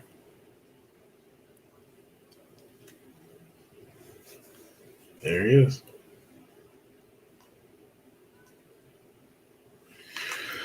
Well, I guess I'll set this up right here. Yeah. Taking an NWA World Championship match. He's looking good. Also, while we're on the subject, so today, this came in the mail. Oh, dang. I still have not gotten mine. Yeah. So, man, I'm excited about it. I wish I'd gotten two so I could take one out of the thing and play with it, but I'm leaving this one in the box, in the packaging.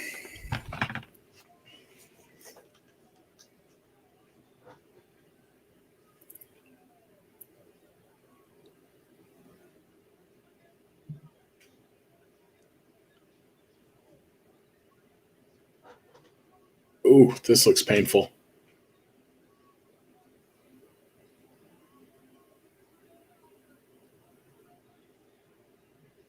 Wow. Oh, Taya. Tap it out. That's it.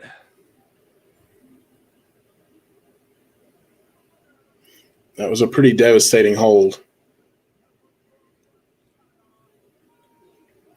Well, I'm glad this match ended because I'm going to watch this Nick Aldis match now. I know. It's So I feel bad for whatever match comes on next on Impact. But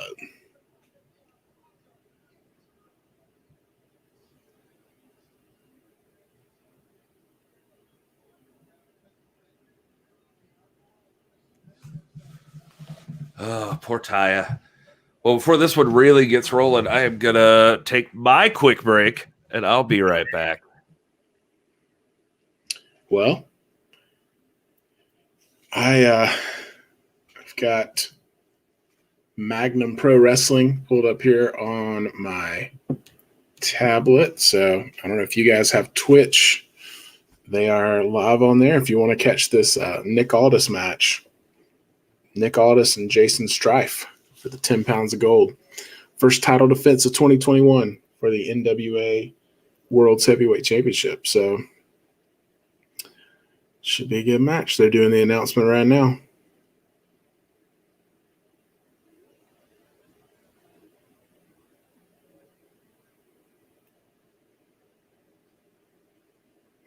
Aldis looks good. He's about a head taller than Jason Strife. We'll see how that plays out. Okay, cool. So they're showing it on their Facebook page as well. That's cool. I like I didn't know that. I wish if they had publicized that a little bit before, could have gotten the word out, but appreciate you guys keeping us in the loop. It's helpful.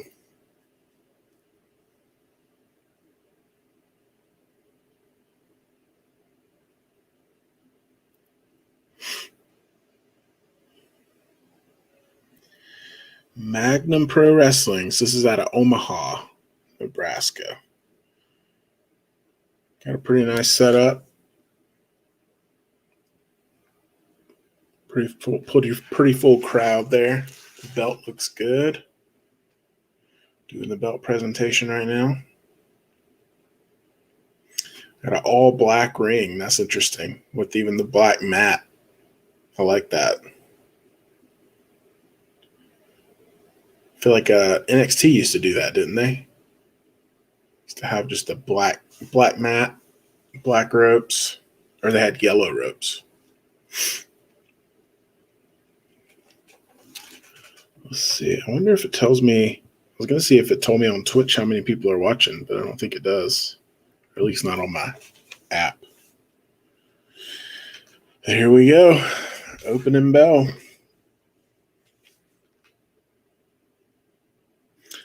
Yeah, Rock says I was looking at that too. It's a pretty small ref. I'm not sure what he'd be able to enforce in this match, but we'll see. All right, we are underway. 10 pounds of gold is on the line. You got some arm holds, your standard.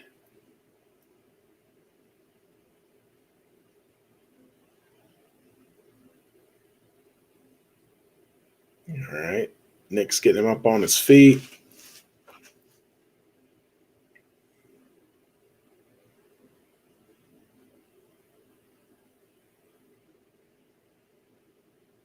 Little reversal. A nice technical, solid start to the match here. What we've come to expect from the champ. All right, now he's got him down in a headlock. They've got some really good like camera work here on this indie show. Yeah. Pretty impressed. But I can't hear you. Can you hear me now? How about now? I don't know why you can't hear me. My sound went out for some reason, but I'm back now. All right. Well, now I was just talking about the camera work on this Magnum Pro show. It's pretty good, man. I don't have the sound on, so I don't know if they have commentary or how it is, but got pretty nice camera work, nice little setup. They do have commentary. I can hear it here. Cool. Perfect timing too, because this Karate Man match is on Impact. Cinematic. Yeah, very weird. Gosh. Yeah, I'm gonna go back to this wrestling match. Nick's lounging in the corner, classic champ.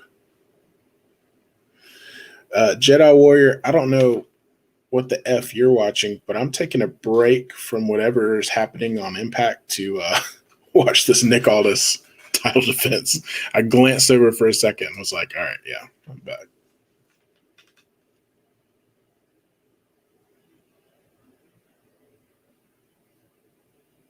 Does it tell you how many people are watching, Gary? Are you watching on your computer on Twitch? Yeah, it's 75 is what the counter's at on this one right now. So nice. I mean, it's pretty good. Yeah, good for them for like an unknown promotion out in going head to head against Impact. Yeah, also true.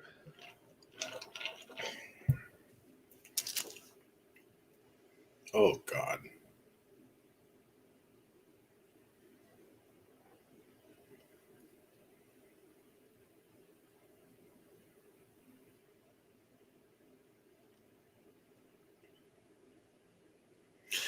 Jason Strife, you know anything about this guy? I feel like this is where, like, if Rob was here, he'd probably give us like an education about this Jason Strife guy.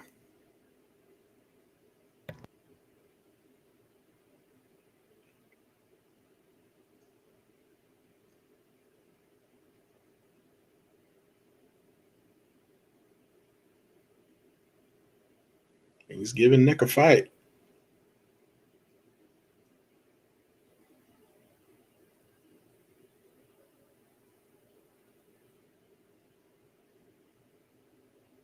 You're muted. I don't know how long you've been talking, but just for a minute, I was going to say in the Twitch chat, a lot of people talking about the. I see Jedi Warrior in there. People LA talking about, or they're talking about LA as a big fan of Jason Strife. So I don't know if he's like an LA guy or what. Don Callis over here on Impact. Karate Man ripped out the heart of Ethan Page, so that's over. Now Don Callis is talking some stuff to Moose here.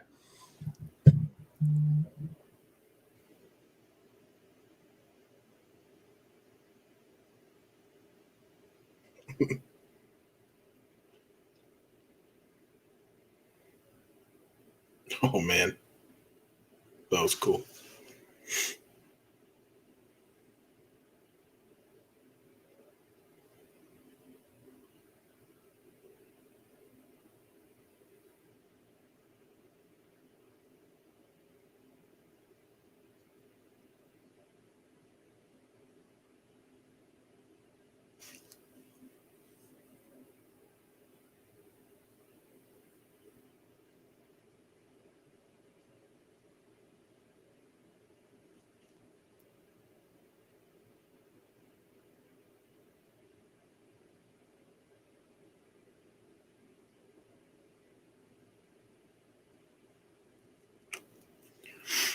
Yeah, I see Front Row's comment here. Not a lot of masks in the crowd at this Magnum Pro show. Unfortunately, man, as somebody who has recently attended an indie promotion show, they're just not being very strict about it. And to be frank, the crowds that come to these shows aren't gung ho about wearing masks. So it's unfortunate, but hopefully that can turn around, or we can get this thing under control, because I'd really hate to see like independent wrestling take a hit because people aren't, being smart. Right. Everybody on this one side seems to be wearing them, but like, yeah, it's weird. Wow. Nice suplex there. Now we're doing a live watch of Magnum Pro. Yeah. I know. Should we change up our title and our graphics?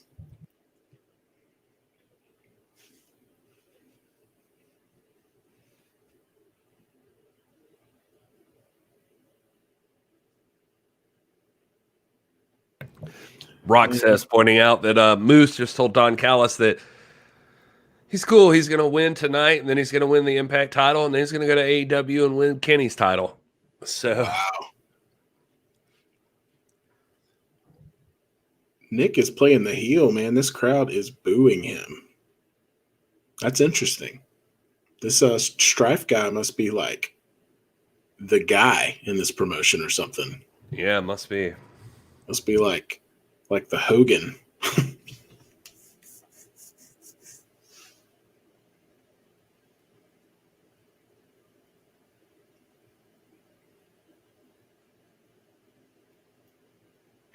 Just something about watching the champ wrestle, man. Just like feels good.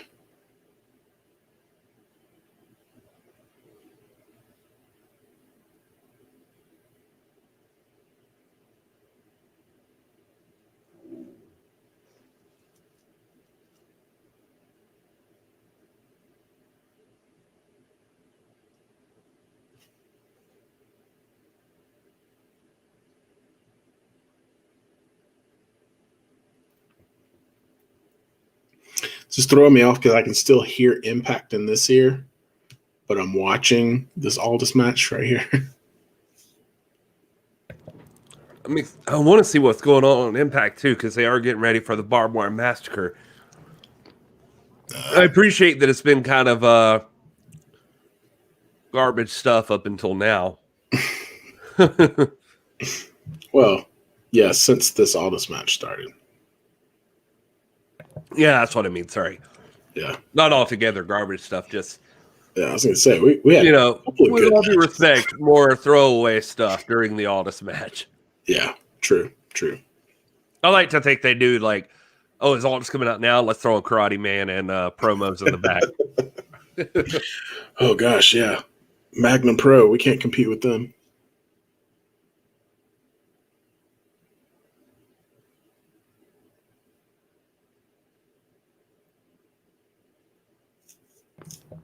Scooby does say Jason Strife is local. He's from Council Bluffs, Iowa. Okay.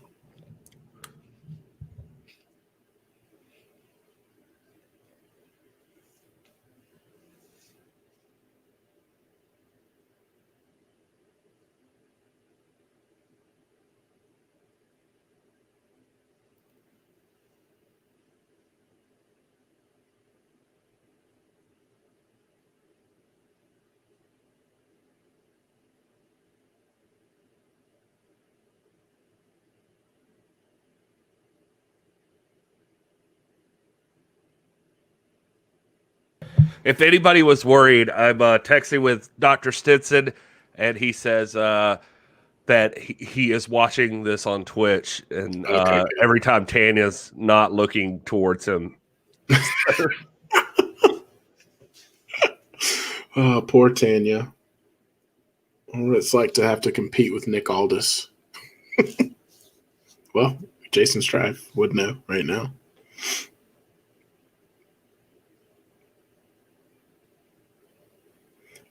Jason Strife's currently in a sleeper hold from the champ. They are. He's taking a little nap. Oh, two times his arm has dropped. He looks like he's passed out. Is he gonna? Oh, There he is. Oh, that third one. They always wake up on the third one.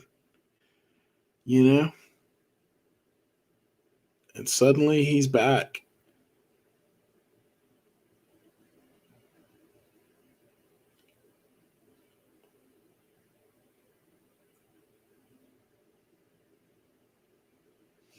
Yeah, I'm pretty impressed by this production, though.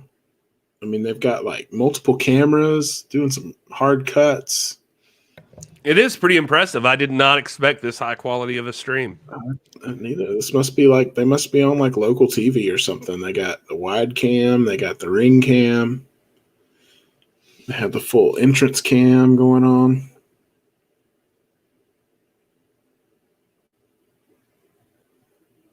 Oof.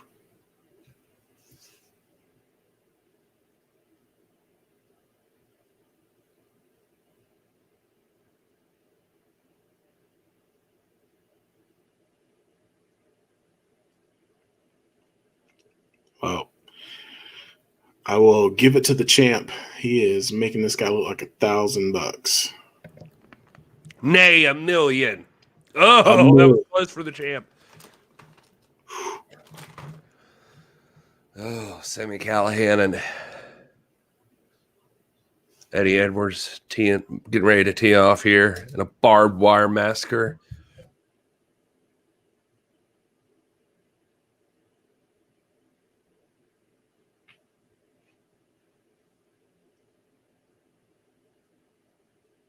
Oh, little roll up. 2 count. Here comes the champ. Oh, nope, not yet. Oh, he's going to take a figure 4. And the champ is in a figure 4. Look at that.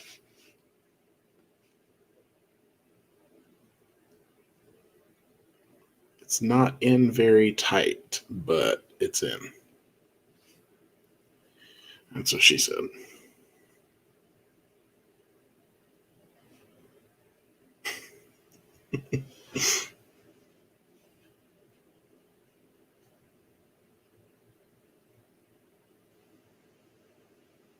That crowd is wild, man.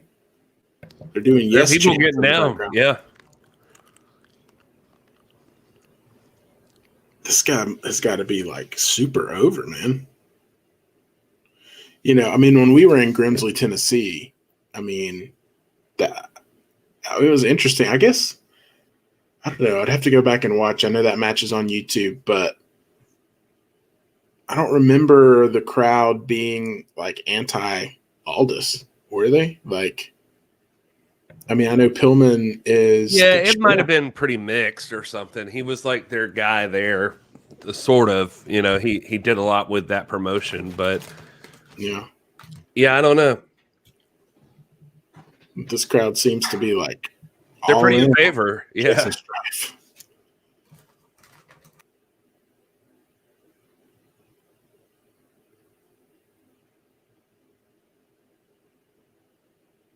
Oh, whew, he almost stole it right there. Oh, he did. That was a nice move from the champ. Nice little pin attempt. Tombstone.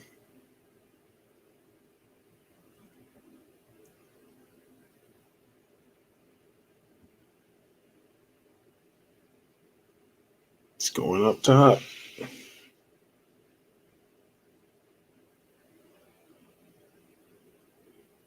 The elbow drop. 2, kick out.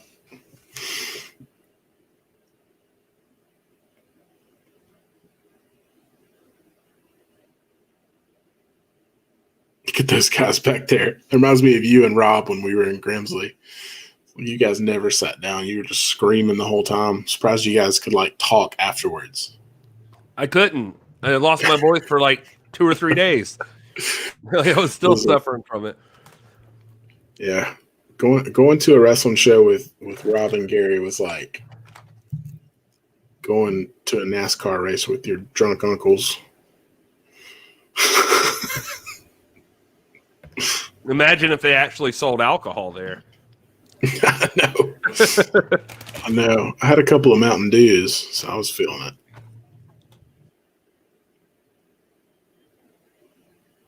Oh. Oh. Pele kick.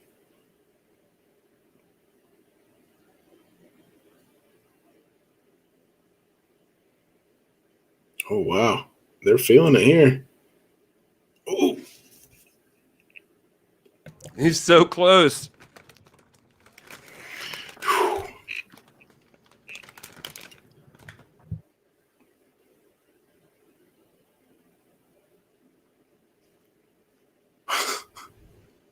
Sorry, I just heard Matt Stryker say that they have cracked the top 5 trending on Twitter. Nice. Never heard somebody gloat about top 5. But sorry, I had to get a snack too. Anyways, back to the champ, who's making Jason Strife look like $1 million. You're right, not $1,000. Rob's had 3 heart attacks. That's what he said. Praying for you, man. Sounds serious. Oh, here it goes. Here we go. Oh. Kingsley Cloverleaf. This is it. I'm so sorry, Eddie and Sammy. Is he going to get it in? Is he going to get it in? Gotta turn him over. They really going to have him tap? Oh, that's it. Tap, baby. He's going to tap? I feel like he's not going to tap.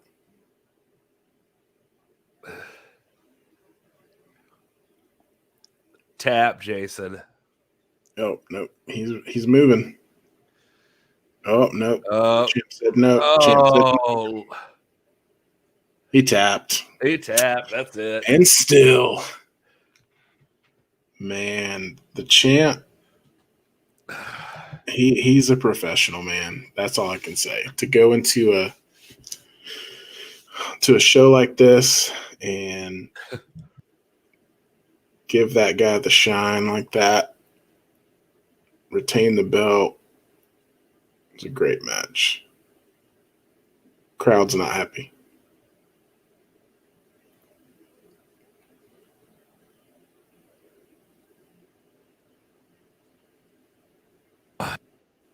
Oh, that was good. That was a good match, man. That was a blast. Yeah, that was awesome. I'm so glad this was on here. Thanks, everyone, for pointing it out to us. I was about to hop on Twitter and see if there was any updates. I'm glad we got to watch that, man. That's exciting. Yeah. I'm glad we got to see Aldis defend. Yeah. Now, I just hope that, NWA could perhaps, it's a good production. They could get the rights to this, right? And get it from Magnum Pro, stick it up on their channel, give them some spotlight, some visibility. Strife's not hearing him. Aldis has tried to give this guy props. And he's coming back out.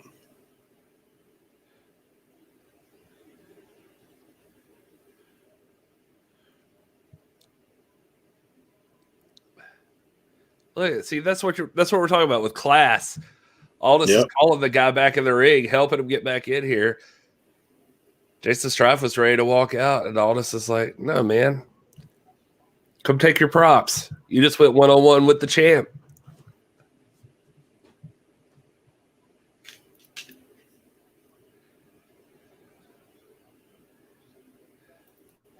Aldis looks like a giant, though. Can I just say? He does. That's what I was saying. You were getting a snack or whatever, but I was like, he's like a head taller than this guy. Is he going to give him the belt? Here you go. You can have it. No, I'm just kidding. That's a true champ right there. Since Rob's not here, I'll say it. A statesman. A statesman. He's a statesman. A diplomat. A statesman. Diplomat, a statesman, a filibuster. Oh, that's something different. I was just trying to say all the Rob words since he's not here, so we can meet our quota.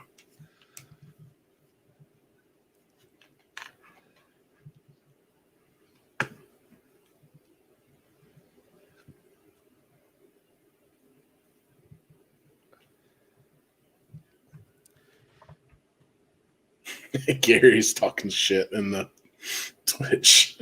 The Twitch chat room. I just saw that you were chatting in there. Oh, then we're talking about like we need Jason to win this. I'm like, come on. You're like, yeah, sorry guys. Not tonight, buddy. Not tonight. Yeah, maybe next year. Brian Rosa just got back. Were my predictions correct? What were your predictions? That you drove Matt Cardona to the airport? Is that what you did?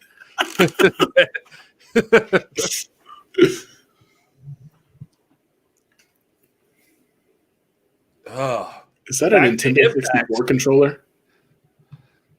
He is beating him with a Nintendo 64 controller wrapped in barbed wire. So from one type of wrestling to a completely different type of wrestling. Who's that on commentary on Magnum Pro? That guy looks familiar.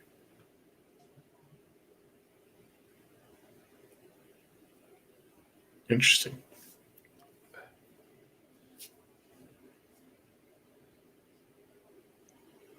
I'm going to follow Magnum Wrestling. It just popped up. This is their anniversary?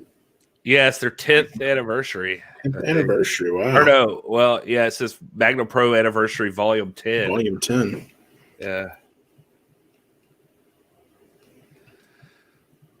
Aldis wasn't even the main event. Not the, well, he's co-main eventing there, I guess. They've got their... Anyway. I kind of want to keep watching it now. I'm going to keep it on just for... Yeah, I got it on in the background. We're going to have to do a recap party for Impact, though, too. So keep that in mind. Okay. We'll throw this Nick Aldis match in there just for good measure. Well, I was going to take notes the whole time, and here's what I got so far. Yeah, doing great. Yeah. So we're going to hope some of the geniuses over at the Wrestling Observer or Wade Keller or somebody, they were taking notes. Somebody's writing about this. Fightful. Somebody's got to write up. Yeah. So we can run off of that. This might be an unpopular opinion, man, but I'm not a fan of like cheap blood like this. Like, I'm a fan of like when Ric Flair would bleed and it was like earned and it was like from a fight, not from like barbed wire. There's these things like back in the day when I was in high school, I think I thought like hardcore matches were cooler than I do now. I'm not a huge fan of them. I appreciate more the, as we constantly say, prize fight wrestling atmosphere. I'm more of a, just a real feud between guys that are having an epic confrontation, which is not, I don't want to take away from these guys. I know they've got history and all of that, but to bring it back to what we were just talking about, I mean, you take me back to Crockett Cup 2019 with Marty Scurll and Nick Aldis and the blood in that match. Like that felt like blood that was earned. Yeah. Like it was like, it was just, that's what I mean. Insane. And it was just an epic match. That's why I call this, I don't know if it's an actual term. I just call it cheap. It's like kind of like cheap heat. It's just like cheap blood. Like you're wrapped up. I just don't get into gimmick matches like this. I don't like the, overly violent matches anyways, but like chairs wrapped in barbed wire, Nintendo 64 controllers wrapped in barbed wire. That's just, it's not my thing. This guy. I mean, it wasn't that shitty. Did you watch it? It was actually pretty good. I will say the match was epic. Like the match was brilliant. And so they're setting up a steel cage right now. Brian Russell, you might want to watch and get some pointers because you'll be setting up a steel cage here in a few weeks, right? And I assume Brian Rosa is going to be setting that. Well, you got Rob there. Rob's gonna try to get on, say he could, that he set up a steel cage at some point. So our two favorite doctors have the most experience with wrestling, Dr. Red and Dr. Rob. Like they should form a tag team, like with all the experience that they have. The doctors, the good doctors, the doctors. We started a joke about that today in the chat where people were talking about like my prescription pain, That was in the Discord. If you haven't joined our Discord, that was. Oh, dude, they're putting up Twitch comments on the stream over on Magnum Pro. Maybe they'll spotlight you. We'll see.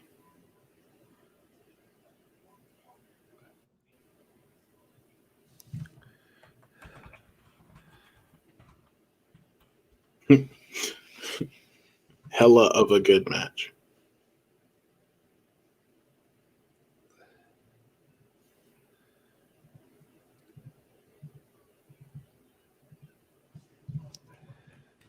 It's pretty cool.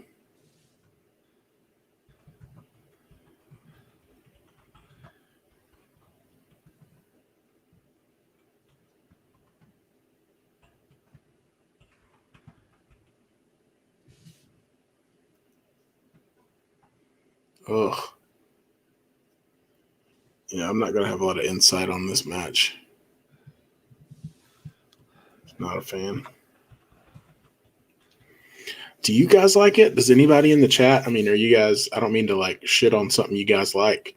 If you like the more extreme matches like this, but different strokes for different folks. I can respect it.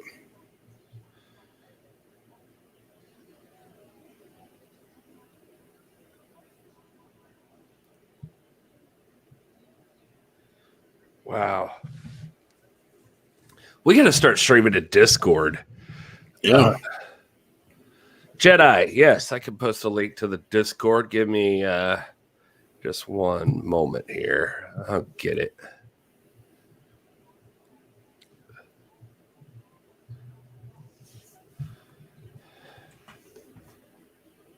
Hey, I don't know that worked. That didn't work. That didn't work properly. Exactly, James. That's what a champ does. To echo Rob again, a true statesman of professional wrestling. He there it goes is. into another promotion, defends the belt, makes his opponent look good, makes the business a better place. That's exactly what he did with Brian Pillman Jr. in the match we watched. It's what he did here. That's why. I mean, you can say what you want about Nick, and that's fine, but I think as long as that's the way he's conducted himself, we're going to be fans on this show. So, yeah, fantastic. He's just done a lot. He's done a lot for the business, and it's hard to deny that.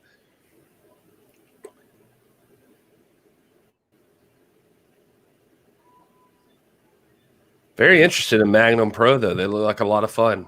This is cool. Yeah.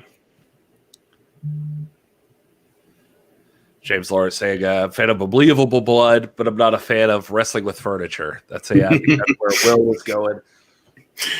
Can you call this furniture? I mean, it's just like pick something and wrap it in barbed wire. It's like they were just looking around the venue and they were like, there's a Nintendo 64.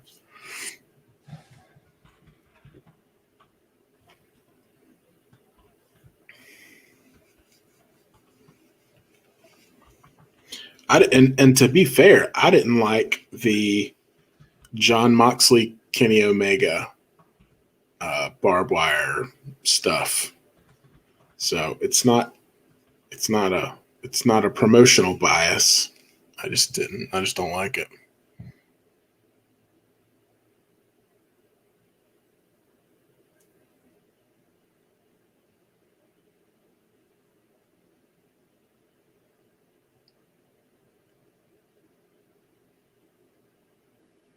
Oh, my feed just stopped. Did your feed stop? No, I just saw Sami Callihan get kicked in the balls. Oh, well, my feed dropped. To go back out.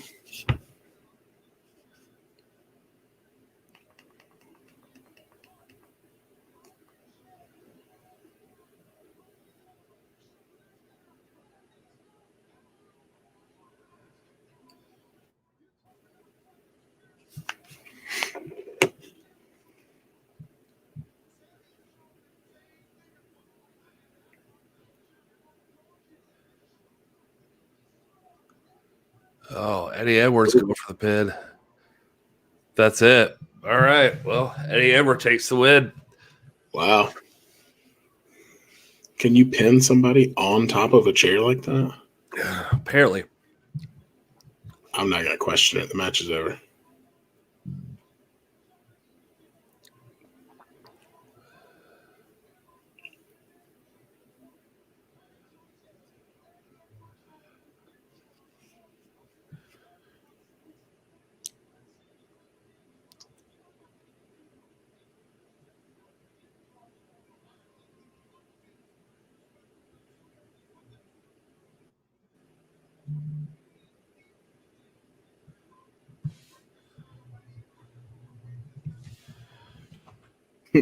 It's always the same like recap after the match too. Like they're saying right now, like, oh, what these guys put themselves through. I respect it. And I'm like,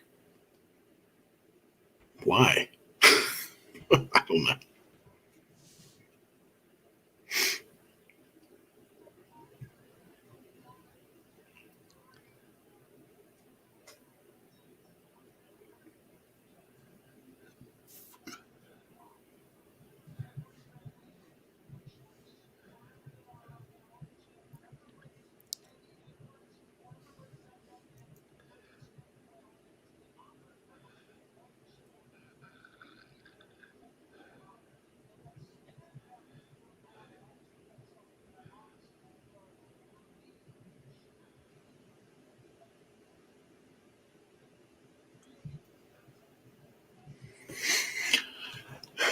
Yeah, there's some good context here in the chat from these guys.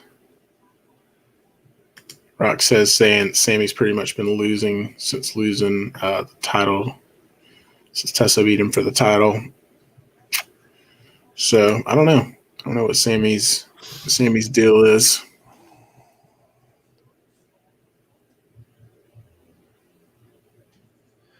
Front row's having the same problem as you, I guess, with the feed cutting out. I have not run into that issue. I had it once, and then it came back on.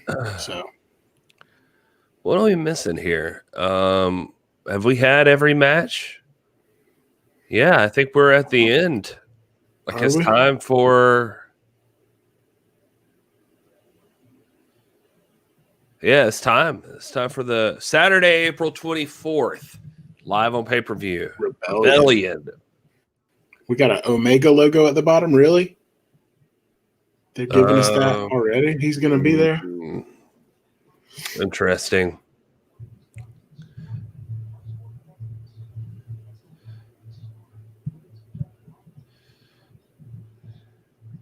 Why do they have to have them sitting so close together and like leaning towards each other? That is a terrible, like whoever's producing this. Yeah, I don't know. I'd love to see John Moxley come out, bring some fuel back to that fire. Yeah. All right, I'm going to focus in on the main event. I'm going to have to turn off Magnum Pro so that I can. I'm going to have to do that too.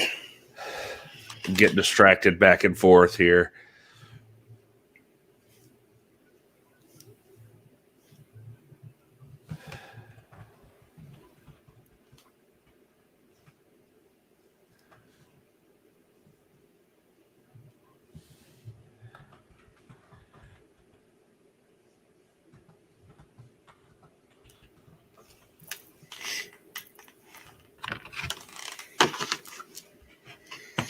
All right, main event time.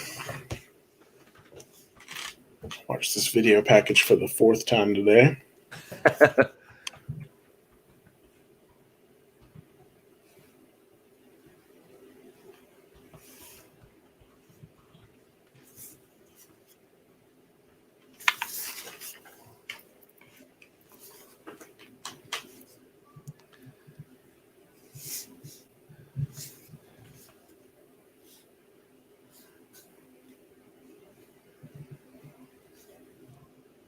Not that.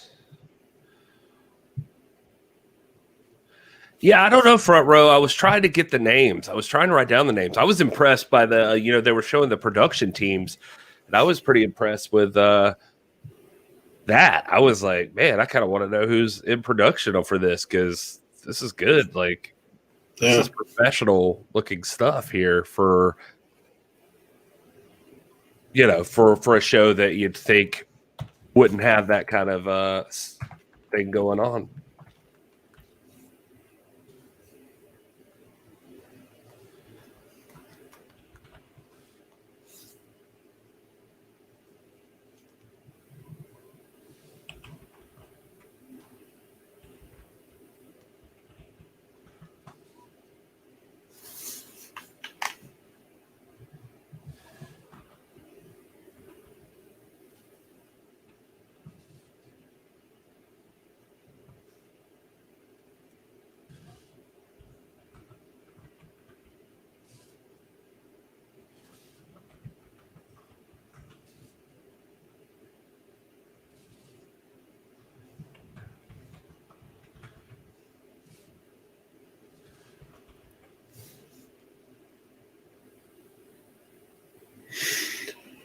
Well, it's time.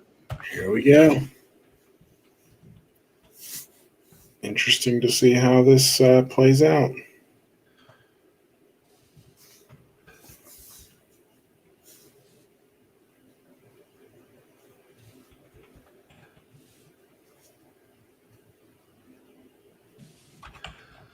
Here we go. There he is. There's the man. Yep.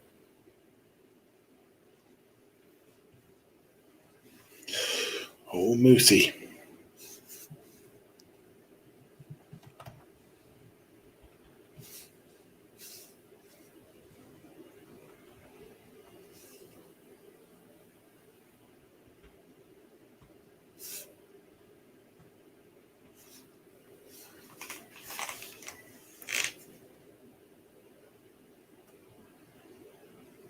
Did my feet cut out, or is it just dark? No, it's just dark. Okay, I was like, what?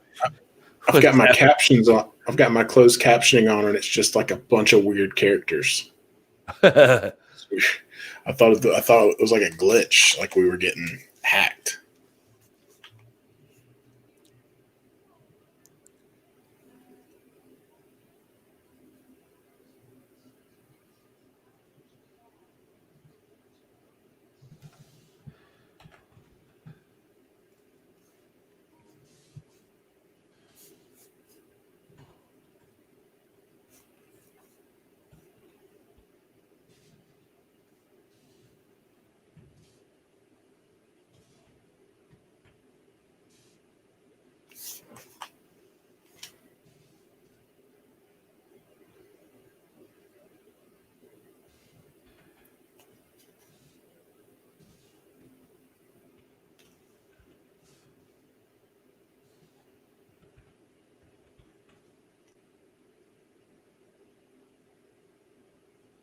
No, Chris Sabin.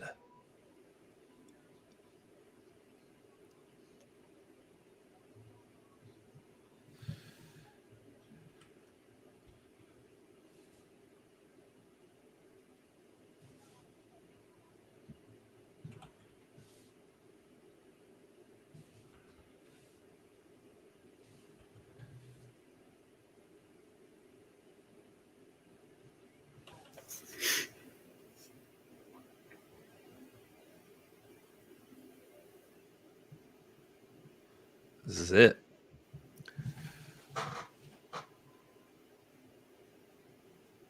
Oh, Rich Swann. Oh, Richie.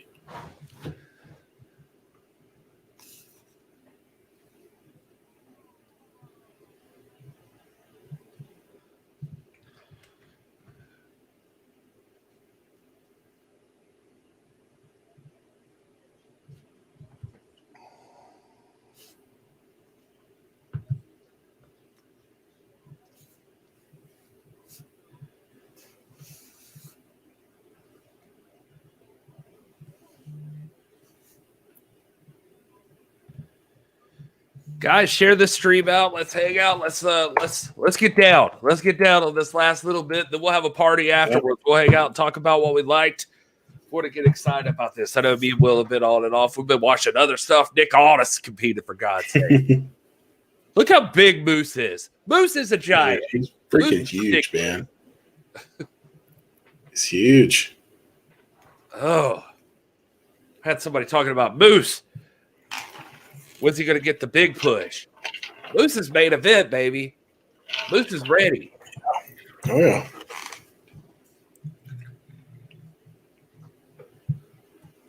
Oh, they're the good brothers.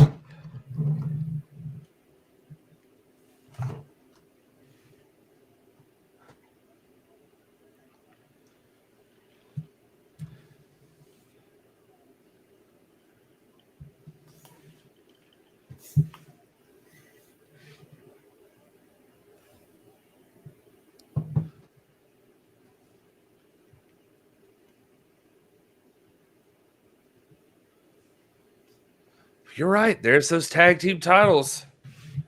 Nary a piece of gold on them. But yeah, you're right. Good point, Jedi. They got that Bullet Club gear on. Yep.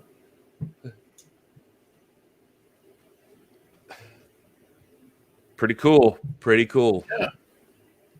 I like it. God, now I can't unsee that the belts aren't gold. I don't know why I never noticed that. I never did either. It's crazy. It's like that one thing got pointed out. And now it's like all I noticed. I'm like, wait, why don't y'all have a gold belt anywhere? Here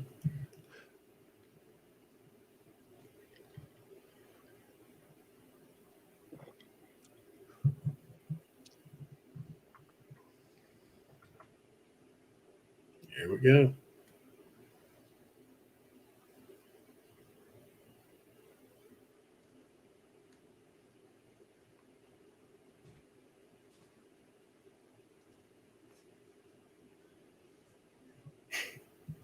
A linguistic capacity.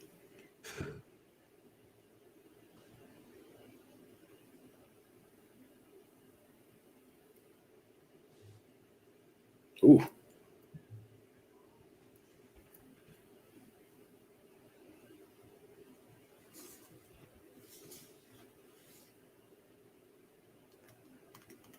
Wow.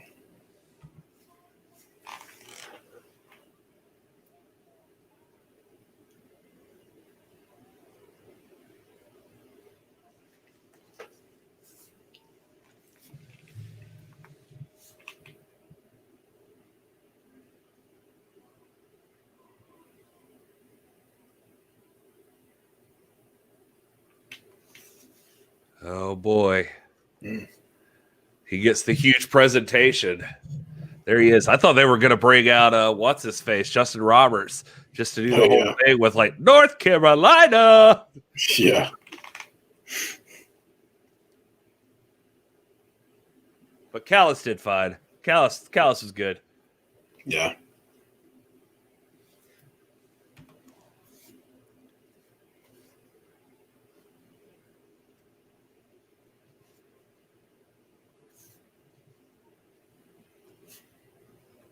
I like that.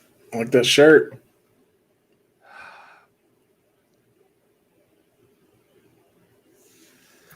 If we said platinum, I mean, that belt is supposed to be platinum, but it still looks. It's gold plated. Yeah. It's like, yeah.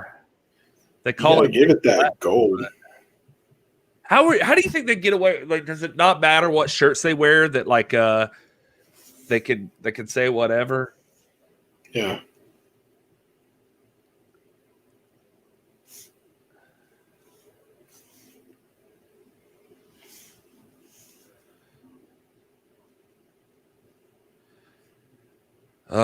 James Lawrence, listen, man, I've been saying the same thing, but I will say this. As far as Rich Swann goes, I was saying it would have been cooler. I said this like literally a week ago.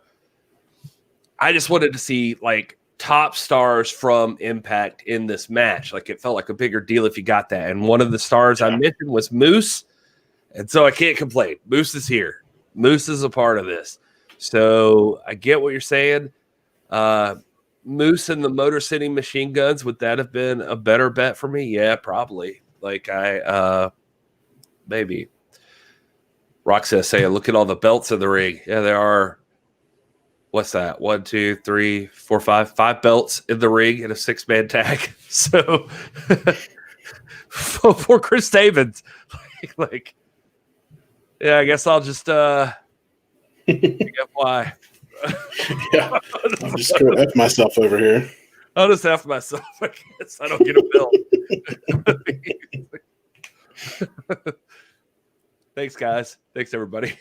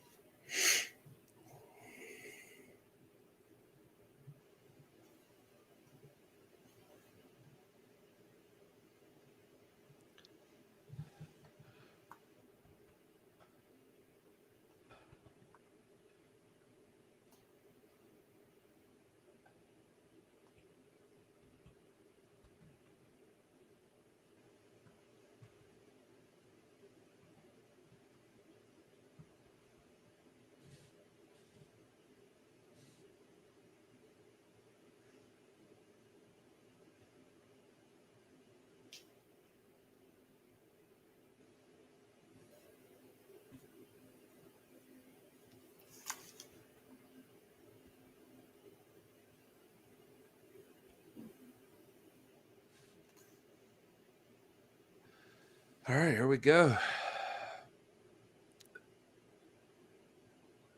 Oh, Kitty already getting in the face of Sabin over there. I thought they were saying that Jim Ross was there. I was like, oh, damn. That striker just misses him.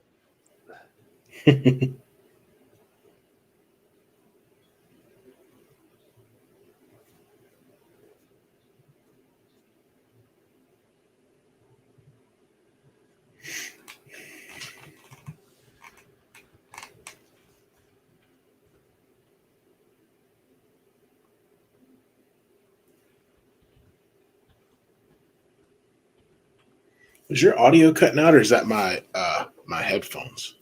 Bro, I don't know because I'm not you- really, like, I don't have it up all the way. Okay. I can't tell if like my Bluetooth's being janky or what's going on with it.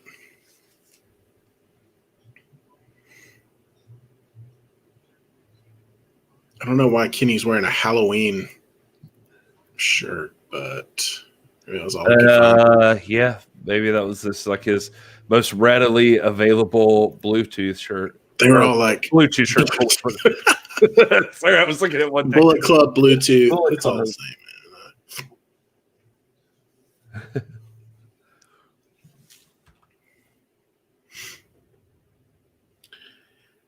Yeah, James Lawrence, I agree. It's like tarnished for me now. Their belts, like now, I don't know what it is about realizing that none of them are gold. That just like made me like go, Oh, I do like this Moose and yeah, Moose Gallows facing off. and Doc, yeah, man. This is money right here.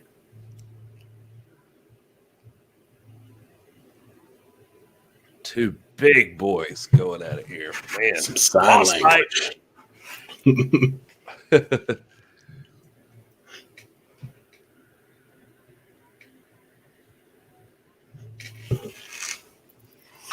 I feel like Callis at ringside is going to have something to do with this, maybe. Yeah, probably right. Feels like it could be right.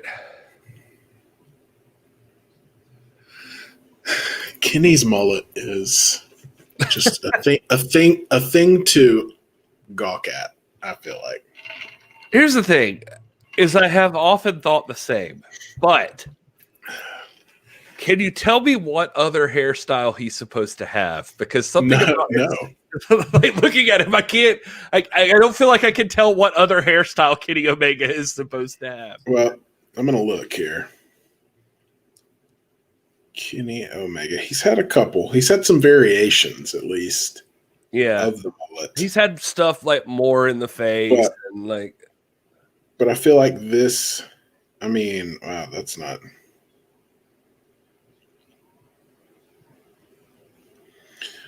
Well, see, he's got like kind of this like comb, like the longer look, but I don't dig that as much as like the just true mullet. And you know who else rocks a mullet, man, pretty well? It's Brian Pillman Jr. Yeah. And maybe it's just because spent so long seeing his dad rock it that it just looks natural on him. No, like and that's like 100% why he went with it, right? Like he was just like, oh yeah, oh here's long hair Kenny. Wow. So, all right, I mean that doesn't look bad. I mean, he just it's just different. He doesn't have that same like wrestler vibe. I don't know. He looks like he would be in Chris Jericho's band. Moose just did a back, like just a standing. Oh, I just saw it. I'm a little behind you, so I just saw it. That was incredible. That's a big guy to do that. I know. That's what I'm saying. Like he's impressive, man. He's a machine.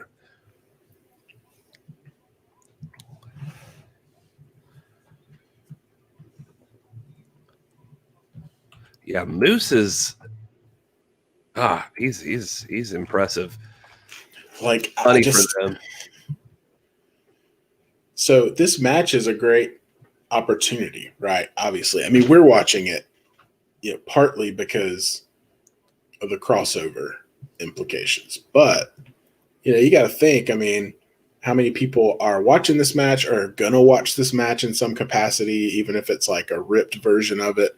And Impact has an opportunity, I think, to put a big spotlight on a guy like Moose. That's what I'm saying. Show the world in a ring with Kenny Omega what this guy can do. And exactly. I hope they don't squander that opportunity. Not saying I hope Moose like wins the match and gets the pin on Omega or anything like that. I don't think that's going to happen. I would say the chances of Omega taking a pin in this match are zero. But I hope they don't squander the opportunity and, similar to how we've been critical of when they came on and it was obviously a pre-taped show and they were just in the bus, and it was an add-on and they had an opportunity, I feel like, to like have him in the ring that first night after he won the championship, put some other talent around him from Impact. Like it could have just been huge. Yeah, I mean that's my thing, dude. Is like, all right, you're in this opportunity, like you're in this situation. You have to use strategize. Like, what are the best possible elements you can show, given that you have? I mean, I know that guys like James Lawrence would probably disagree, but like Kenny Omega is a gigantic star. He's as big a star as he's ever been right now. He is a well-known name. He's as known or, perceived as a wrestler as anybody in Impact probably right now.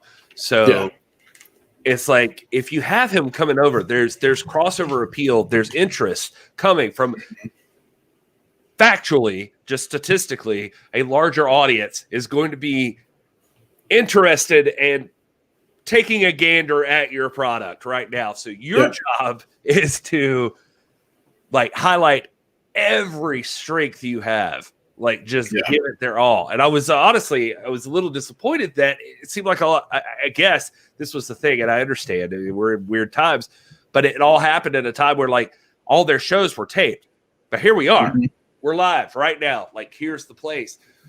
I'm with James Lawrence. Like, Rich Swann is your world champion. Like, I always liked Rich Swann. I always thought Rich Swann was cool. He has a certain charisma about him that's hard to deny. And look, I mean, he just did a hell of a flip right there. I mean, the guy's good. But it's just, I don't know, man. For me, the stuff you highlighted, Impact right now, are guys like Moose who are just big, impressive, like that. Who's the fastest person that like you flip to this for the first time seeing Impact and you're watching, you're seeing this is like, I want to see what Impact's about. Who's the immediate like, boom, something connects, like something is special about this person. Moose is going to be one of those guys. Like Moose is just like, you look at him right now, just standing on the side of the ring, and you're just like, Jesus, that guy. Like he just looks like a machine. And then he gets in the ring and he is a machine. And it's just emphasize Moose. That's you have to. So super happy to see that he was showing up here in this matchup. I mean, guys like the Motor City Machine Guns, a great tag team. You get those guys. You want to have those guys in there. Obviously, the Good Brothers, they're buddies with Kenny Omega already, but you want to emphasize the Good Brothers. You want to, Impact has stuff. So it's just, I don't know. They've got to be very conscientious about like capitalizing on their huge strengths. Yeah. I agree. Like Chris Sabin flipping off Karl Anderson in the background there. That was nice. Yeah.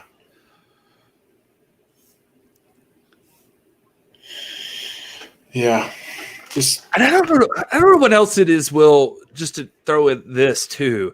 But as I'm watching Anderson and then now Gallows jump in there, something about them even feels shinier and new than them in the WWE. You know what I mean? Yep, for sure. Yep.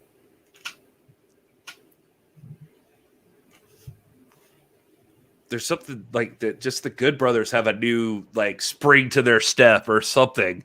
There's something special about what they're doing too. Yep.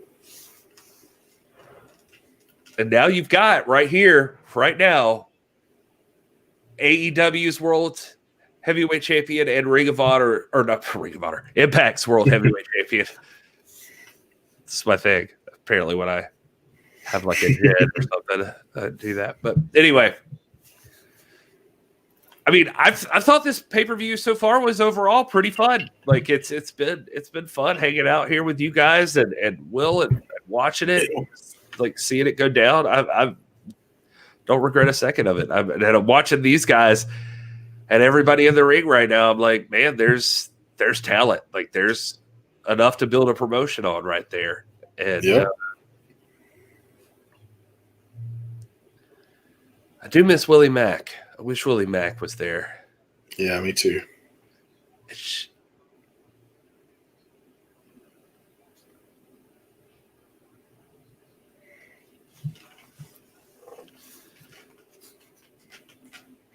Bro, Bess, I see you talking about Jericho. You just like you are a Jericho man, and I appreciate that about you. Good for you. I don't think we're gonna see Jericho tonight. Could be wrong. No. It would be funny if the inner circle just like interrupted and just destroyed everybody. I'd be kind of disappointed though, to be honest with you. Look at Moose. Look at Moose. Look at him. He's taking them all down. There you go. This is what I was talking about. This is what we needed. Taking them all out. People tuning in from AEW right now are going to see that dude. And they're going to be like, who is that guy? Who is that monster? Oh, nice. Oh, giving him the gun. This is what I wanted. Oh. This is what I wanted. Him and Kenny. Oh, holy cow. That was awesome. Triple kick. Dude, he just... Kenny just barely got out of that. Oh, my gosh. They're doing it, though. They got to keep this going. They got to keep this up.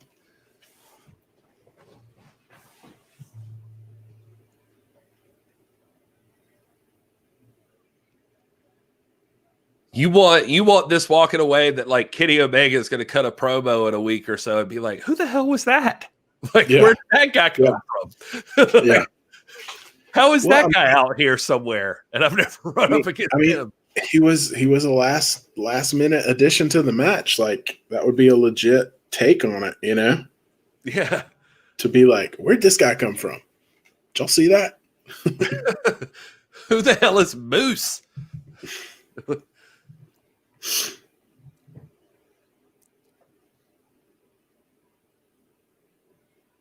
Oh, Kenny. Powerbomb. Oh, kick out by Sabin. Wow. Oh.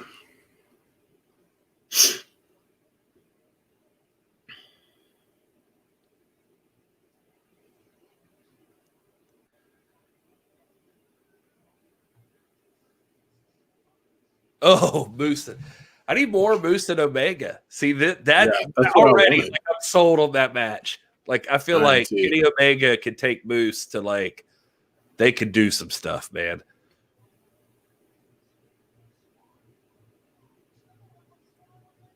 Oh.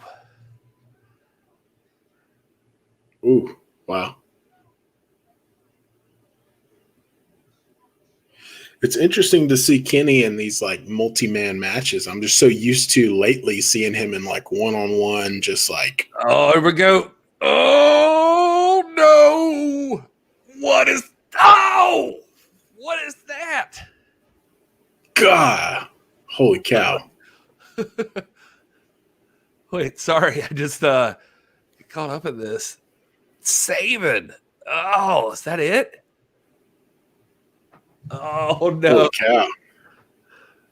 No, I'm a little bit behind you, dude. So you're gonna have to like. I'm gonna have to rein it in and wait for you to react. I guess. Yeah. That well, that's almost like a Spanish fly Moose did to Kenny Omega off the top rope. Just incredible. It's harkening back to Keith Lee and Drew McIntyre on Raw. They did a similar spot too.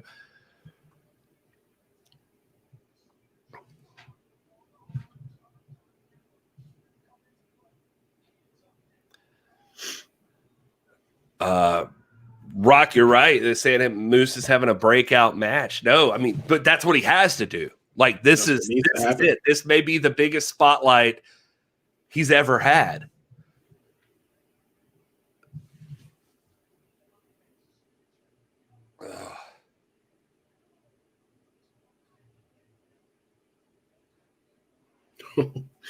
Rich Swann slapped him. He said, No, don't you do it. Don't pin my friend.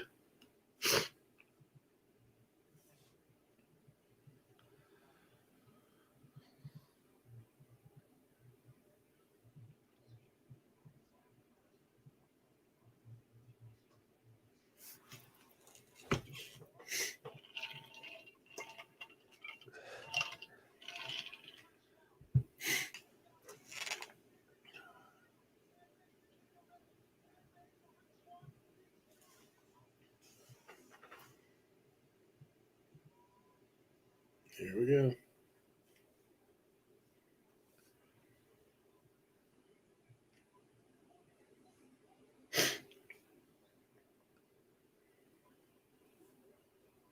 Oh, sorry. I know I'm ahead of you.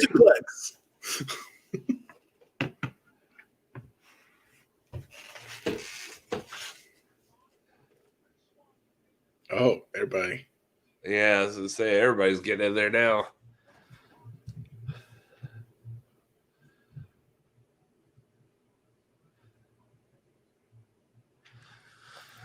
Yeah, now some of you may have seen Moose way before this, and you know more than I do. I don't know. I just know that in the last few weeks that I've been watching, Moose has been impressive. So I've been on board with Moose ever since. So maybe he was slower. Some people are impressed with Moose right now. I don't know. I've been seeing him for a little bit here since we've really kicked into high gear on covering everything, and Moose has been one of my favorite parts. Yeah.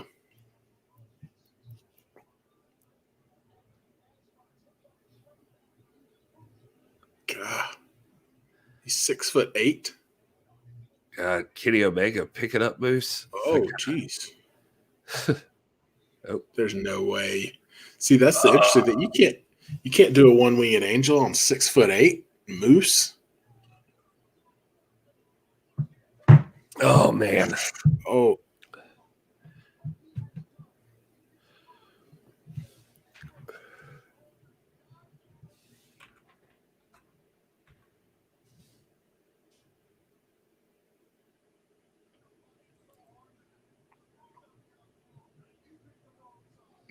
Kidding. That was very cartoonish. Yeah, he's doing like video game, like finishing. Like, oh yeah, finish him. They're doing a lot. I mean, I guess they want to go for this, but they've been giving us a lot of Swann and Kenny in the ring. Well, I mean, that's the natural, world champ.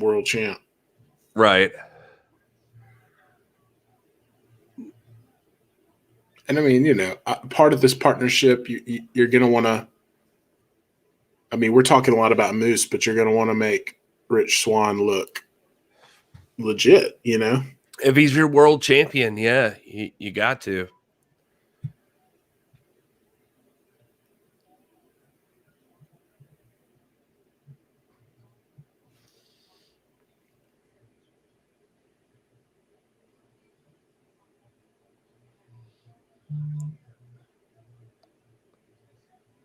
Oh no, Kenny. Oh. Moose. You big bastard. Oh no. Oof.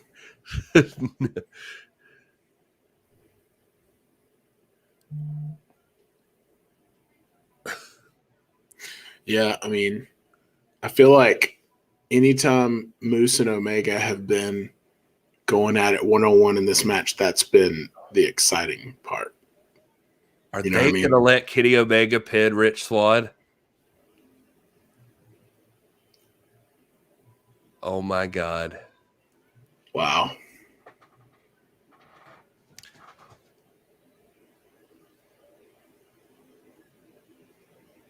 That's something. I mean, that surprises me. That kind of does. When it could have been like Chris Sabin, like it.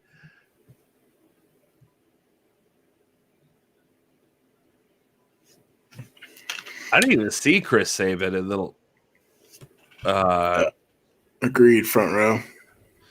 Star making match for Moose. Yeah, 100%. He did it. Also, same Jason.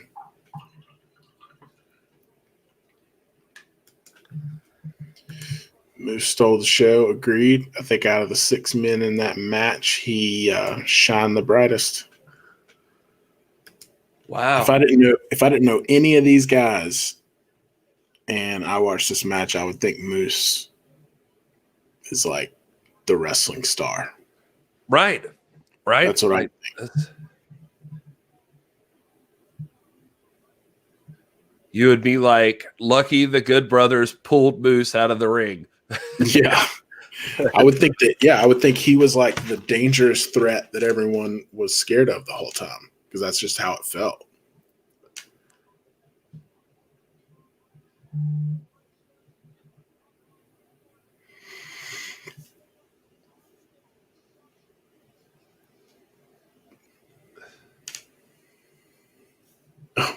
Color bars. That's it. Did you get color bars at the end? I got like an Impact Wrestling logo here. I mean, before that, it cut to like color bars, and then that logo came up. Oh, I don't know. Well, all right. Well, Will, do you want to take a brief break? We'll take a little breather, and then we'll jump into a little quick recap show. Sounds good. If you guys can stand by, we'll be right back, and we'll do a recap show on Impact Wrestling. I think that's what we'll do. Hard to Kill. Does that sound good, Will? Cool. Yeah, we'll run this music video in honor of Nick retaining the title tonight. So here you go for your viewing and listening pleasure.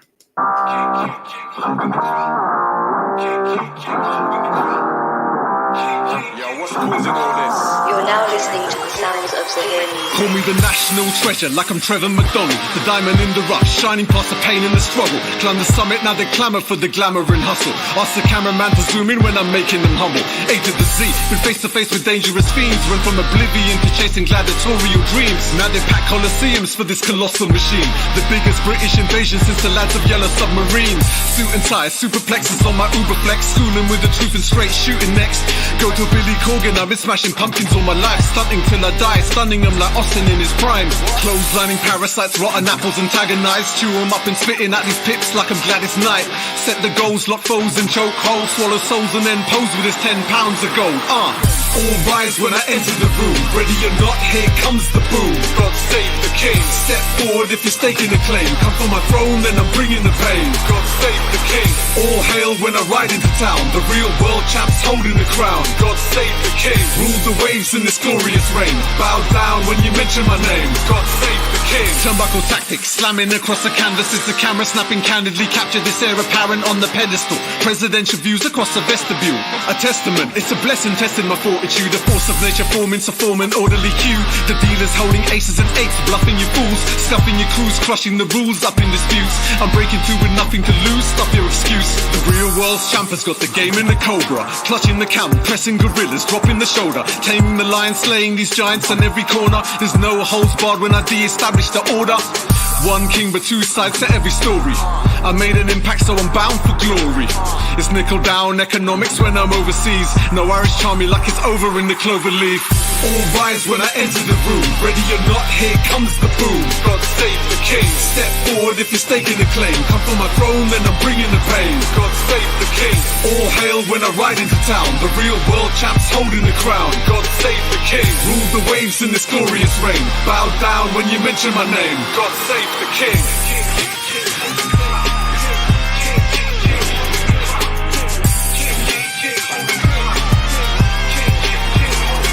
He doesn't drink, he doesn't smoke, he doesn't do drugs. His only vice is wanting to be just like me.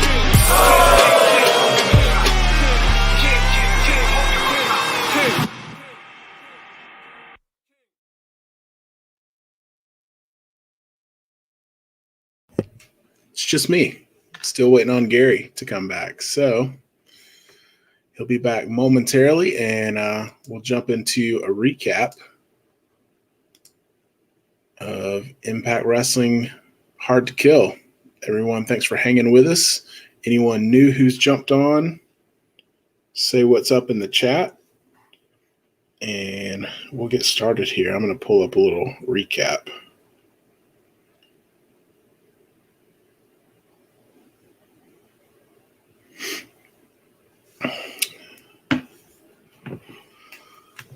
Yeah, James, I'm feeling the same. Sure, we're going to talk about this, but that was an interesting move. So, Jedi Warrior, 4.5 out of 5.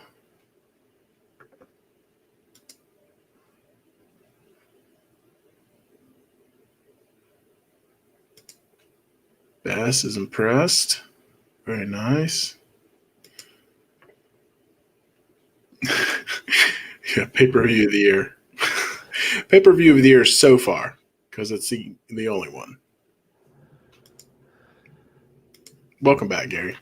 I don't know why my AirPods keep disconnecting. It's very disappointing. Uh-oh. Can't hear us. I can hear you now. All right. I was looking for a recap. I don't know if you found one. Bleacher Report's got it right up here. Let's see. Let's pull up.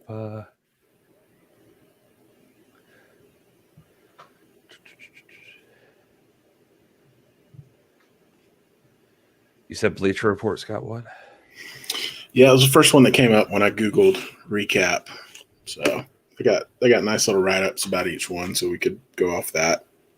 Yeah, I got Josh Report over here. All the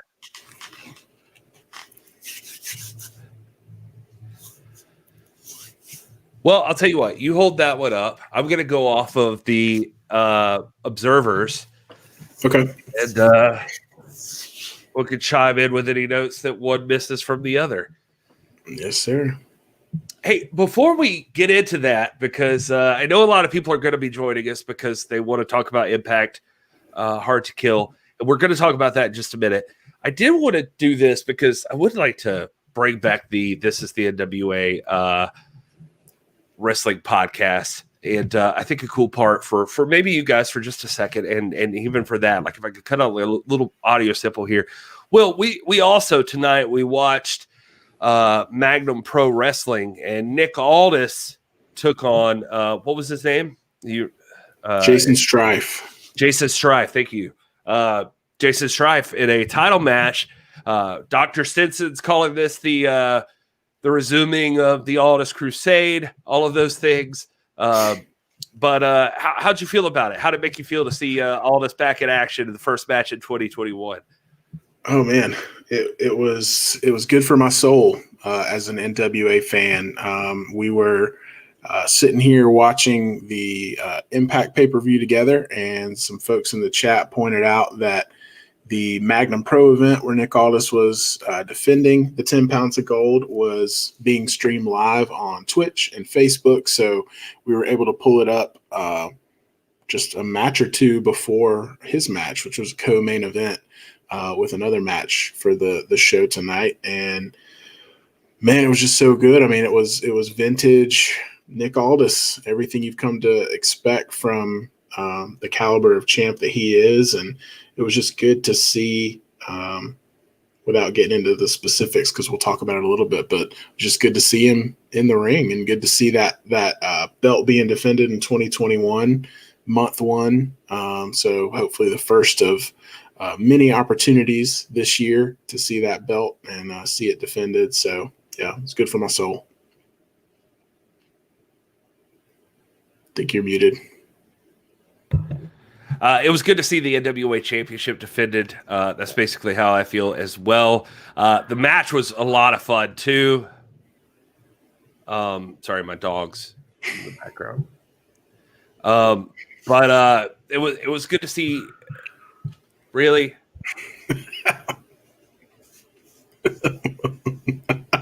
You get to watch Gary call his dogs down. That's fun. Sorry. Anyway, so no, it was good to see. Oh my God. All right, you talk for a second, Will. I'm sorry. All right. Well, yeah, the match itself, if you guys had a chance to watch, if not, I don't know if they're going to have it available to go watch later, but go check out Magnum Pro Wrestling on Twitch and on Facebook. They're based out of Omaha, Nebraska, and just watch that match from tonight. It was their anniversary show, and so a pretty big match, big time title match for that show. And man, Nick just went in, and as we've come to expect, man, he just made that match feel as important as any match that he's ever been in. He made it just feel like a big time title match, which you're not going to see the champ in a match that doesn't feel that way. So, you know, again, just what we've come to expect and love from the champ, and the outcome we were all hoping for and assuming. But it was definitely a wild ride being able to see, you know, somebody new like a Jason Strife, who obviously was super over with his hometown crowd, his hometown promotion, presumably. And man, that crowd, they were giving Aldis the heel treatment, man. They were not having him, you know, coming onto their turf and fighting their guy. And so it was fun to watch, man. Yeah, it was a blast. That was the thing. It was just a classic wrestling match, and that's what I really enjoyed about it. Just a fun, old school NWA World's Heavyweight Championship match. I really was doing this mostly to get your takes, Will, because I just wanted to know what you thought about it. It was just fun seeing the champ back. I'm sure Stinson has thoughts on that too. Just good seeing the champ make his return there in 2021, and hopefully the first of many NWA World's Heavyweight Championship matches in the future. Of course, Mr. Strife has a long way to go, but that's the case for most people that decide to go one-on-one with the real World's Heavyweight Champion. So. Yeah, it was a great match. A lot of back and forth. You know, very evenly paced in terms of offense and having the upper hand. And you know, there was several times during the match where, you know, thought Jason Strife was gonna steal one. You know, he had the upper hand and was giving it to the champ, but you know, just like always, the champ pulls through and steps up and makes it happen where it counts, and that's at the end of the match, and put him in the Kingsland Cloverleaf and had him tapped out. There was a moment where it looked like he was going to crawl to the ropes, but the champ was too perceptive to let that happen, pulled him back to the middle of the ring, and that was just too much. So Strife tapped out. After the match, he had Nick calling him back out to the ring, opening the ropes for him, letting him come back in, shaking his hand. No doubt. I couldn't hear it because we had Impact in my headphones, which was weird to watch that match while listening to all the craziness that was happening on Hard to Kill. But no doubt putting him over and letting that crowd who had been booing him the whole night know that he was a worthy opponent. And so just a great wrestling match, great event, and so stoked that we got to watch that tonight. Absolutely. Thank you very much for those thoughts, Will. Okay, so here we are, and we just got through watching Impact Wrestling's first major event, I would say. I know that Genesis existed, but this is the first major event of 2021 that they've done, and it was Hard to Kill. And this was specifically known, I think, mostly because this was going to be the crossover. The first time the crossover worked in favor of them for a pay-per-view event, that Kenny Omega was debuting in an Impact Wrestling ring. He was teaming with his elite brothers, the Good Brothers, the Bullet Club, whatever you want to call them, and they were taking on Rich Swann, Moose, and Chris Sabin. That was the big match that was announced, but it was a solid card all throughout, and a lot to talk about here. But we're going to jump in, Will, and we're going to discuss this event and talk about what we thought. Let's do it. Yeah, the pre-show started out, for those of you who didn't see the pre-show, Brian Myers defeated Josh Alexander of the North. Brian Myers recently signed on full-time, I think, with Impact. So this was to firmly establish him, I think. Also, the pre-show had other things like Ace Austin and Madman Fulton joining the analysis table and talking about how they should be a part of this show. And Madison Rayne actually announced her retirement from wrestling. So there was that aspect of it too. So the pre-show was, it was what it was. It was a pre-show. Matt Striker and D'Lo Brown debuted as the new commentary team.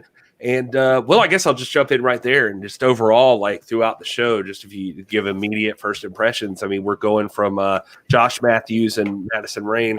We're jumping into the new, and these are supposedly going to be the guys. I mean, going through Impact from here on, Matt Striker and D'Lo Brown. How do you feel? Do you feel comfortable with those guys being the choices as the main commentators for Impact Pro Wrestling? I do, man. I do. And as I've mentioned before, this is not a knock on a Josh Matthews, and I know that he's still with the company. I think he even got a promotion and is actually more involved in the production and things like that, just not as a commentator. But he just didn't do it for me. The few times that I've watched Impact over the past several months, he wasn't bad. Like, you can listen to some commentators and you're like, oh, they suck. But it just didn't give me any kind of edge in terms of like what I was listening for. And when it comes to commentary, like you can find in other promotions, like with a Joe Galley, obviously in the NWA, there's just that definitive voice, and I just didn't feel like that was him. So I'm pleased with this. I think Striker and D'Lo have the potential to really define themselves as like the voice of Impact Wrestling, to be, just not unique, but definitive voice of the promotion. So I'm happy with it. I thoroughly enjoyed listening to them tonight. I thought they had a really good handle on what was going on. They provided some valuable insight. And we're we're heavily influenced by commentary, and we talk about them a lot. So I think it was a smart move, and I think sticking with them moving forward should add a little extra edge to Impact's programming. Yeah, I feel like you're right. I think the majority of the chat seems to be agreeing with that. The commentary team's good. I've heard a lot of flack on Matt Stryker, but I've always been kind of a fan of his as far as his commentary work. I think he sounds intelligent. He knows obviously what's going on in the ring. I don't know that I've ever heard D'Lo really before tonight, but he also offers that just like extra like pro wrestling perspective. So yeah, I guess you could say this is unique in that both of the commentators right now for Impact are ex-professional wrestlers. So they've got that like extra context for like how they deliver what they're talking about the wrestlers are doing in the ring. They probably have some insight that like most normal commentators don't have, I guess. Yeah, and I think that shined through a lot tonight. So hoping to hear more of the same moving forward. Yeah. So my stuff here that I have is going to be courtesy of Josh Nason over at Pro Wrestling Observer, because he just took better notes than me. So I'm going to read those, and Will also has Bleacher Report over there. They just be pulling from different stuff here. Yeah, I am. Anything I reference will be from Eric Beeston, which you got to be a professional wrestling writer if your name's Eric Beeston, from over at Bleacher Report. So that'll be my source. The Beast, Eric Beeston. Yeah, so I mean, jumping into the first match on the show was Decay, which is Rosemary and Crazy Steve. They defended their championship, or no, they didn't defend anything. They took on Neil Dashwood and Caleb with a K. Actually defeated Tennille and Caleb with a K, also known as the Influencers, I think in some circles. Story of the match was that Caleb was a doofus of a wrestler, but a cheating doofus that would cheat as a means for Dashwood to get the upper hand on Rosemary. It would be Dashwood and Caleb's overconfidence that would end up costing them the control they had over Rosemary as they went for a was up headbutt that would give Rosemary the opening to counter and tag in Steve. Later on, when they managed to cut off Steve for a couple of minutes, he got the time to counter them when Dashwood and Caleb stopped to take selfies. The finish was Steve and Rosemary hit Dashwood and Caleb with the green mist, respectively, leading to Steve hitting the second rope DDT for the win. Jason Nason says, okay match. Caleb and Crazy Steve had a good performance. So that was that matchup. But any thoughts on that one, Will? Yeah, I thought it was an entertaining way to start the main show. I actually didn't get to watch any of the pre-show, so this was the first thing I saw of the night. I didn't get to see the Brian Myers match. And I thought it was fun. I'm a big fan of the Influencers. Caleb obviously has some NWA ties to Neil Dashwood. I'm a big fan of hers, and I was actually at the Ring of Honor event where she made her debut, her first post WWE debut with Ring of Honor up the road in North Carolina. So, always good to see her and to see her in a prominent spot and a prominent promotion. So I thought it was overall a good match. I mean, there was a lot of, funny business and things like that with the green mist and selfies and stuff like that. So it was kind of one of those like borderline silly matches that had a lot of like extra elements in it. But I thought it was an okay way to start the show. Nothing to write home about, but it happened, and I appreciated it. Yeah, I always have like an affinity for, or just like a soft spot just for the Influencers, I guess, just because, Caleb with a K, as a lot of you know, we started off as an NWA podcast. So Caleb with a K, he's been on the show here. Caleb Conley, just a cool guy, and just appreciate him being always, we always say it, a forever #NWA fan member. So he's got that background. Tennille Dashwood, I've always loved. I loved her as I've already forgot. I never thought this would happen, but I forgot her name in WWE. Emma. Emma, yeah. Does she do like the dance where she like poked bubbles or something? Yeah. It was super cute. But anyway, so it's good seeing them. I honestly expected by this time more out of Tennille Dashwood. Like I expected her to be like in the title picture, but some other people have really taken over in that area. Yeah. We'll get to that in a minute. But yeah, okay match, and even Caleb like had some fun stuff. But I will, if I can, let me take a moment to throw up James Lawrence in the chat here saying having two actual wrestlers on commentary gives it legitimacy. We have to acknowledge when James Lawrence gives props to a wrestling promotion. We have to. It's like an unwritten rule. Both times he's done it. Right. Exactly. Just kidding, buddy. So Striker Brown run down tonight's card. Next up, you got Violent by Design, which is Eric Young, Joe Doring, and Dieter. They took on and defeated Tommy Dreamer, Rhino, and Cousin Jake in an old school rules match. It was weird. I mean, you brought up some points about, I will say, Violent by Design seemed to have matching gear. They treated themselves as a faction. They all came out together and did the old school, like close to the Eric Young Sanity intro. They did like that similar thing. Then you were talking about with like Cousin Jake and Tommy Dreamer and Rhino all coming out separately, not as a team. Maybe this is part of psychology. They ended up losing. So maybe that's part of their problem. They didn't treat themselves as enough of a team. But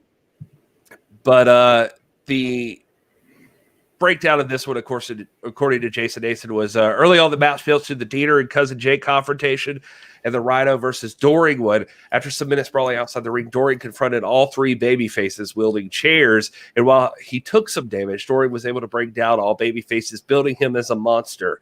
His match-long story was that no one could get him off his feet, not even with dives. It would take a gore from Rhino to finally do it. Towards the end, all men took turns at each other, starting with Dreamer dropping EY on thumbtacks, but after everyone had their turn, it would be Young that would drop Cousin Jake with a pile driver for the win. He said this was pretty good, and Joe Doring is amazing. He points out, and this is something I was going to bring up, so I'll just mention it here. He said during this match, they would occasionally cut to a tri-screen look, either showing three different angles of a spot or just each of the pair-ups in this match. So he mentioned that. I thought that was interesting. Like, that's a thing in wrestling, production-wise, I don't think I've actually seen. Mm-mm. I mean, it wasn't my favorite thing I've ever seen, but we do keep beating the drum of, Impact needs to differentiate themselves further and they need to try new things. And I feel like they have done that with this pay-per-view. So I will give them props for that, whether it's my favorite thing in the world or not. But yeah, I mean, this match was pretty brutal, which is interesting. I mean, they had a barbed wire match coming up that we're going to talk about. So having the thumbtacks and all the chairs and all the stuff in this match, felt a little bit like jumping the gun on the violence for the night. And I hate thumbtacks, man. I just cringe.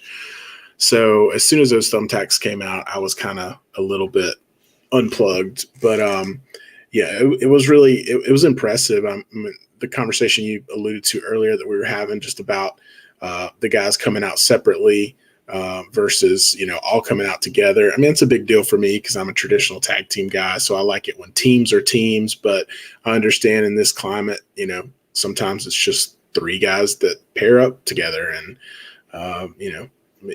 most tag teams are like that nowadays, unfortunately. So it is what it is. But this match didn't do a whole lot for me. I think it went a little too long. I don't know the exact time of it, but I felt like it could have been a little shorter and still gotten that point across. But I guess with so many guys in the ring, you got to give each of them kind of their chance to be the focal point. So how'd you feel about the length of the show overall? Just curious. I thought it felt good, man. I mean, we did have a little break there where we watched the NWA World Title match, but honestly, that might have saved it for me because I think, and we'll talk about it, I'm sure, but I think that the part of the show where we checked out might have been part where I kind of would have checked out even if we weren't watching the Nick Aldis match. So it might have been a blessing in disguise that we took a little detour there. But I felt good overall about the length of the show. I mean, it was your classic, 3-hour show and, fit the bill as opposed to some of these 4 or 5, 8-hour shows that WWE will do for some of these bigger pay-per-views. It did help that I didn't watch the whole pre-show, so I didn't have a full hour, of pre-show before that. Because I'll be honest, I don't really get the concept of pre-shows for pay-per-views. I mean, I get that they're trying to sell it, so they show it on a free platform. But like trying to put matches in there and trying to make you feel like you're missing something if you don't watch it, I don't buy into that. But yeah, I think that the purpose of pre-shows really should be,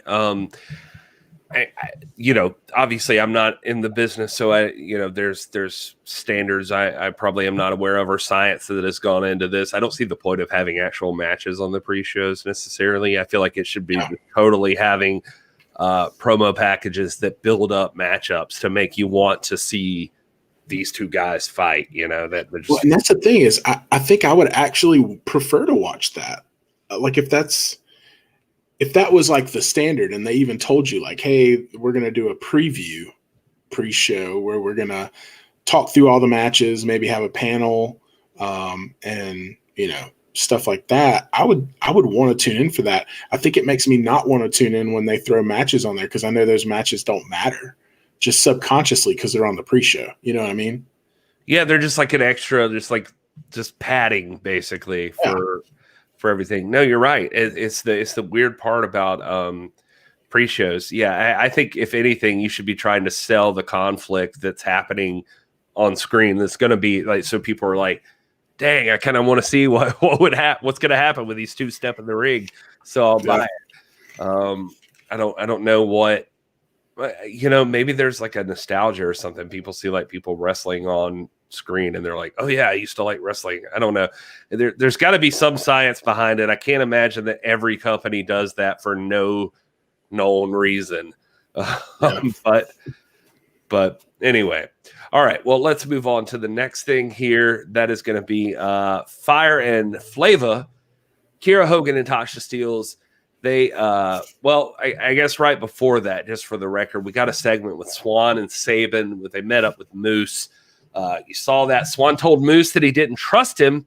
He said it should be Willie Mack instead, but Moose has already injured Willie Mack. Moose explained that he hates everybody, basically. And when it comes to Impact, he bleeds Impact, though. And he won't allow any outside forces to come in and disrespect his promotion. And Moose, Josh Nason, this is his words. He says Moose was amazing, total babyface here, and no, it sounds. I mean, it really does. It's just like he's like, I'm protecting my promotion, but I am the top. I'm the alpha of my promotion, and he's got like a little bit of that. I mean, maybe in a sense that Roman Reigns vibe that's going on right now. Yeah, that's exactly what I was thinking. Yeah, it's just he's like, this is my kingdom and I protect it, and I'm the alpha. Yeah. He was definitely the baby face in that conversation for sure, because I think I was listening to it and Swann was kind of the distrusting, like, you shouldn't even be on this team, blah blah blah, and he's like, well, we're gonna go out there and kick their asses. And so certainly in that conversation, I was buying into Moose as kind of the I don't care baby face. I'm just here to like kick ass. So kind of a baby face version, I guess, of what Roman Reigns is doing now, which would be what Roman Reigns used to do. But it's way more fitting for a guy like Moose than it used to be for Roman Reigns. So if you're going to draw that comparison. All right, and so the next thing up here is Fire and Flava, Kiera Hogan, and Tasha Steelz defeated Havoc and Nevaeh in the Knockouts Tag Team Championship Tournament Finals. And Josh Nason says here this was a power versus speed match. Havoc and Navia dominated early on. It wasn't until Hogan and Steele managed to double team Havoc behind the referee's back that they managed to cut her off. It was a bit weird seeing Havoc become the babyface in peril, but it helped that Hogan and Steele are constantly moving, constant attacks, and quick tags. And at the end, it all made sense when she made her come back and got the tag to Navia. Finish would come a couple of minutes later when Hogan pinned Navia while Steele's held off Havoc outside the ring. He points out there was a spot that seemed to be a Tower of Doom spot, but instead Havoc turned it into a double power bomb on both Hogan and Steele's. The right team won even in disadvantage. The tag team work between Hogan and Steele's was far superior. This is Hogan and Steele's first championships in the promotion. Gail Kim and Madison Rain,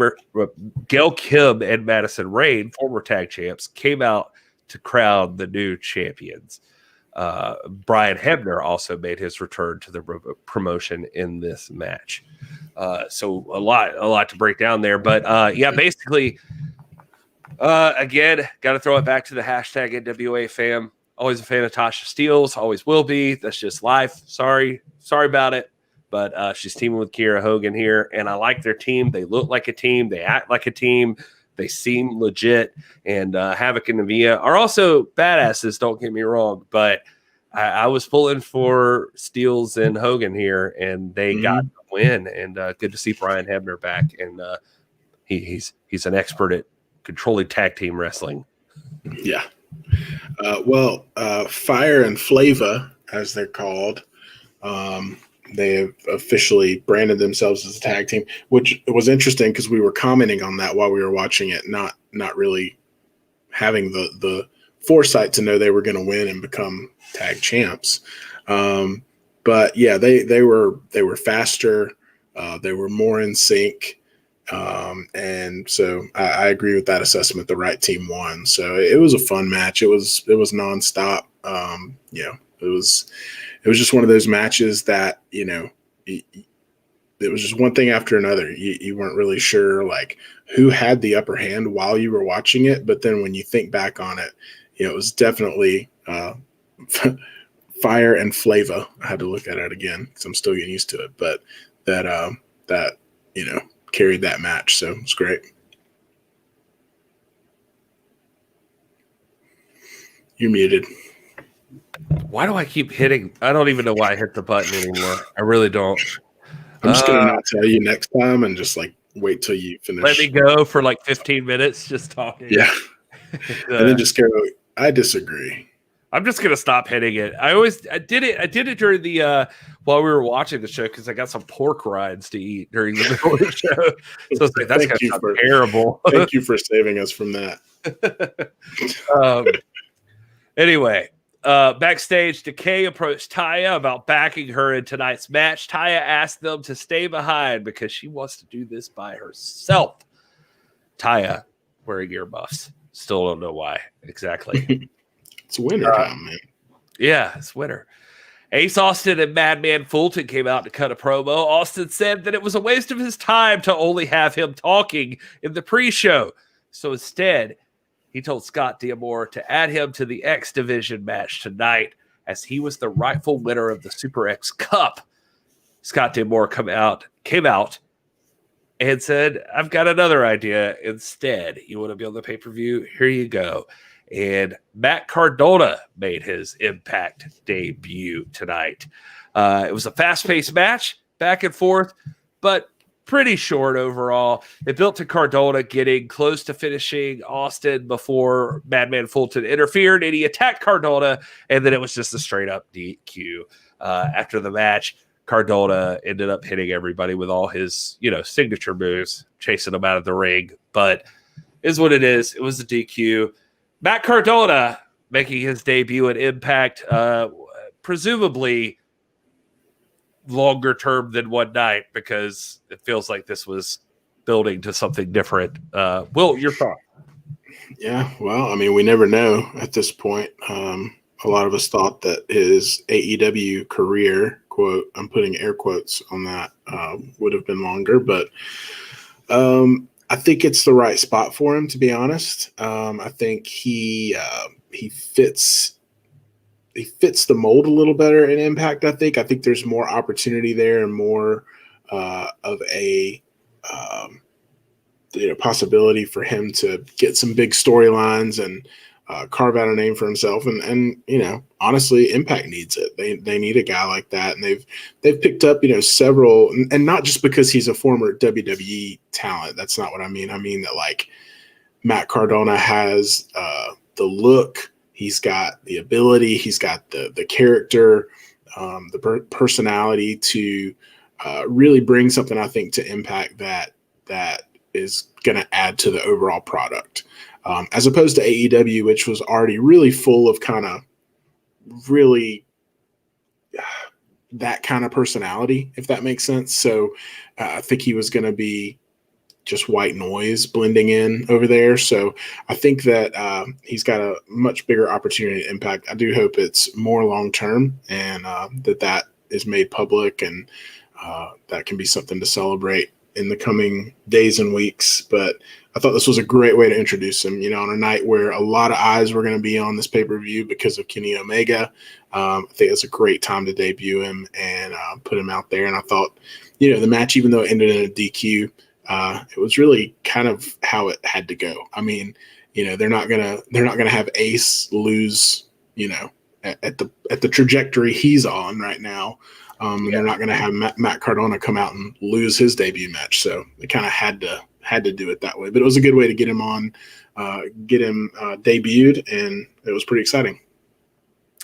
That's a great point you made there. I mean, it was just like kind of just the momentum of both characters. Like it almost feels like we're a bit distrusting of DQ finishes, but almost like this one felt like that probably is the right finish for this. If you just wanted to have a quick, like, let's debut a new person into the ring and let's get the shock and awe, get the most eyeballs on it to see that he's here and see it's happening. Yeah. And also give a little bit of a spotlight to our Super X Cup winner, like it just, I could see that. Actually, like the way you just described it, whether you meant to or not, it makes it make perfect sense to me. Like, I don't typically like DQ finishes, but hearing you talk about it just now, I'm like, that's, on the rare occasion that they're supposed to be okay, this is probably actually like one of those times that should be okay. Yeah. Well, and I mean, it's kind of tainted for us because, there's been like entire episodes of Monday Night Raw where every match was a DQ finish for what seemed like no reason. There's no like logical storyline reason. It was just like they were being lazy with storytelling. So stuff like that has kind of made us, as you said, distrusting towards this kind of stuff. But this is the perfect example of how that should be utilized in pro wrestling. Right. So the next matchup was X Division champion Manik ended up defeating Chris Bay and Rohit Raju to retain his X Division championship. Manik, it's no secret to those outside the ring, but that's TJP. I thought it was Josephus. Yeah, too bad. No, sorry, not even the question mark. Very weirdly enough. Josh, I thought they were going to pull the mask off. And it was going to be Kratos. Oh my God. Sorry, I'm stirring up old bad memories. Go ahead. Yeah, just terrible memories. I'm going to tell you something weird I just noticed on the Observer page, by the way, is this it says now the article is written by Antonio Garza. So I don't know what happened there. He legally changed his name. I scrolled back up because I was like, was it Josh or Jason Nason? I want to make sure that I give proper attribution here. And I scrolled back up and it was Antonio Garza. And I was like, wow, I was really off or something had changed. Just whoever. Anyway, this is on the Observer site. That's where we're getting this. They say this was awesome. Commentary sold this perfectly, explaining that this was a brawler versus technician versus a flyer. Raju and Bay never pretended to be on the same side. They've worked together against TJP before, but they've never been friends. The story of this match instead was Bay and Raju racing each other to get their hands on Manik, which led to some great three-person spots. A great spot saw Manik go for a Mamba splash on Raju but get caught midair by a springboard cutter from Bay. The match built to Raju finally unmasking Manik, but underneath the mask was a face-painted TJP that commentary pretended not to recognize. They sold it, man. They did. They sold it. At the end, all three men traded near falls, constantly stealing from each other. They had a throwback to how Raju once stole the title from both men, but it would be Manik that would get this win with a snap pin on Raju after he had done the work on Bay. This match drew me in. Like, this match sold me on this show immediately. Like, this match was a lot of fun. X Division, you kind of expect some athleticism and some crazy stuff, but I think all three of these guys are pros. Like, they just did great work in the ring, and all three of them were fantastic. Yeah, this match ruled, man. It was like it's just hard to explain. I mean, it really embodied what I've come to know of the X Division, what little I know about it. But that whole division of the promotion, and I really thought I thought Chris Bay was positioned to win it.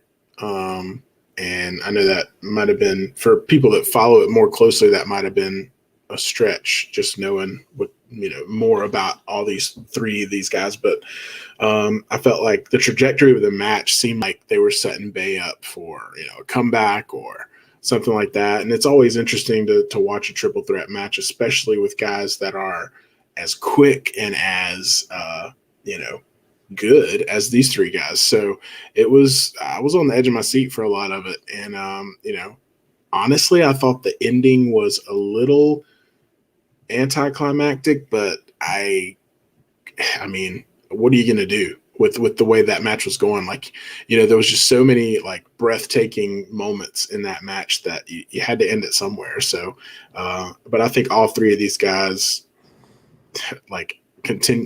we're just outshining each other and then outshining each other. And it was one of those matches where you're just like, man, these guys came to play and they put on a great match. The main event was great, but that one might have actually been my favorite match of the night. I could see that. God,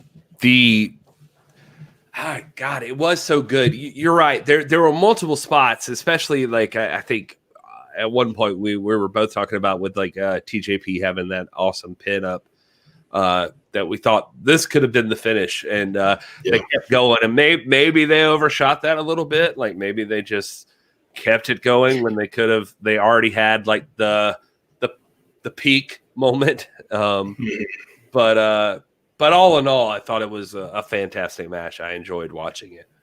Yeah, for sure. Backstage, Alicia Edwards pleaded to Eddie Edwards to let her be out there with him. Eddie forbade her.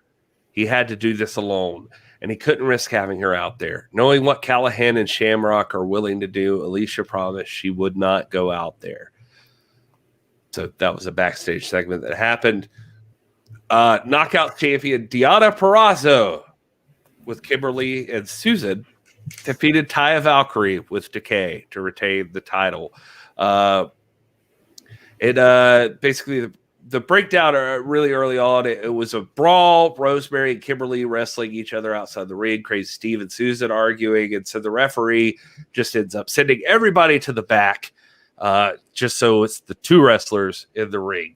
Once everything's under control in the ring, Purrazzo cut off Taya and started working on her left arm, as is her usual mode of operation. Yet this time around, Purrazzo had started targeting Taya's leg too. She would lock in the arm and pull the leg for a half Boston Crab. In return, Taya's game was mostly based on striking and big slams or suplexes that would cut off Purrazzo's offense. The damage was enough, though, that when she went for an early road to Valhalla, her knee buckled, so that she had to change her offense to submissions or moves like the curb stop, that wouldn't require putting weight on her knee. The finish would come soon after Taya's comeback when Purrazzo hit a Mystica and brought down Taya with a Fujiwara armbar and finally locked Venus de Milo for the verbal submission. The Observer said, really good, not long enough. Taya cried in the ring after the match. I thought it was a solid match myself, Will. I didn't have any problems with the length of it either.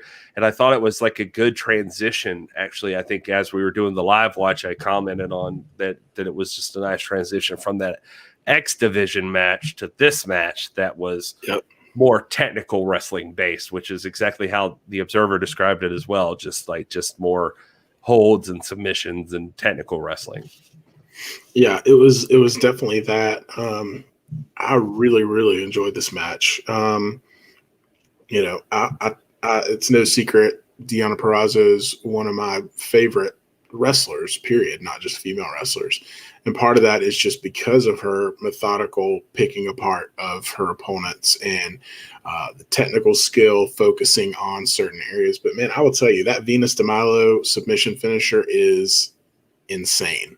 Like, when I see her putting somebody in that, it's like I don't know how their shoulders don't dislocate. You know what I mean? I mean, it's brutal, man, for a submission. And so that being the finish, and as they mentioned in that article, Taya having to verbally submit because she literally can't tap. Her hands are like tied behind her, essentially. So it's just such a cool way to end the match like that, to really kind of put an exclamation mark on it. And I thought it was great to, further establish Deonna as, the top of the knockouts division.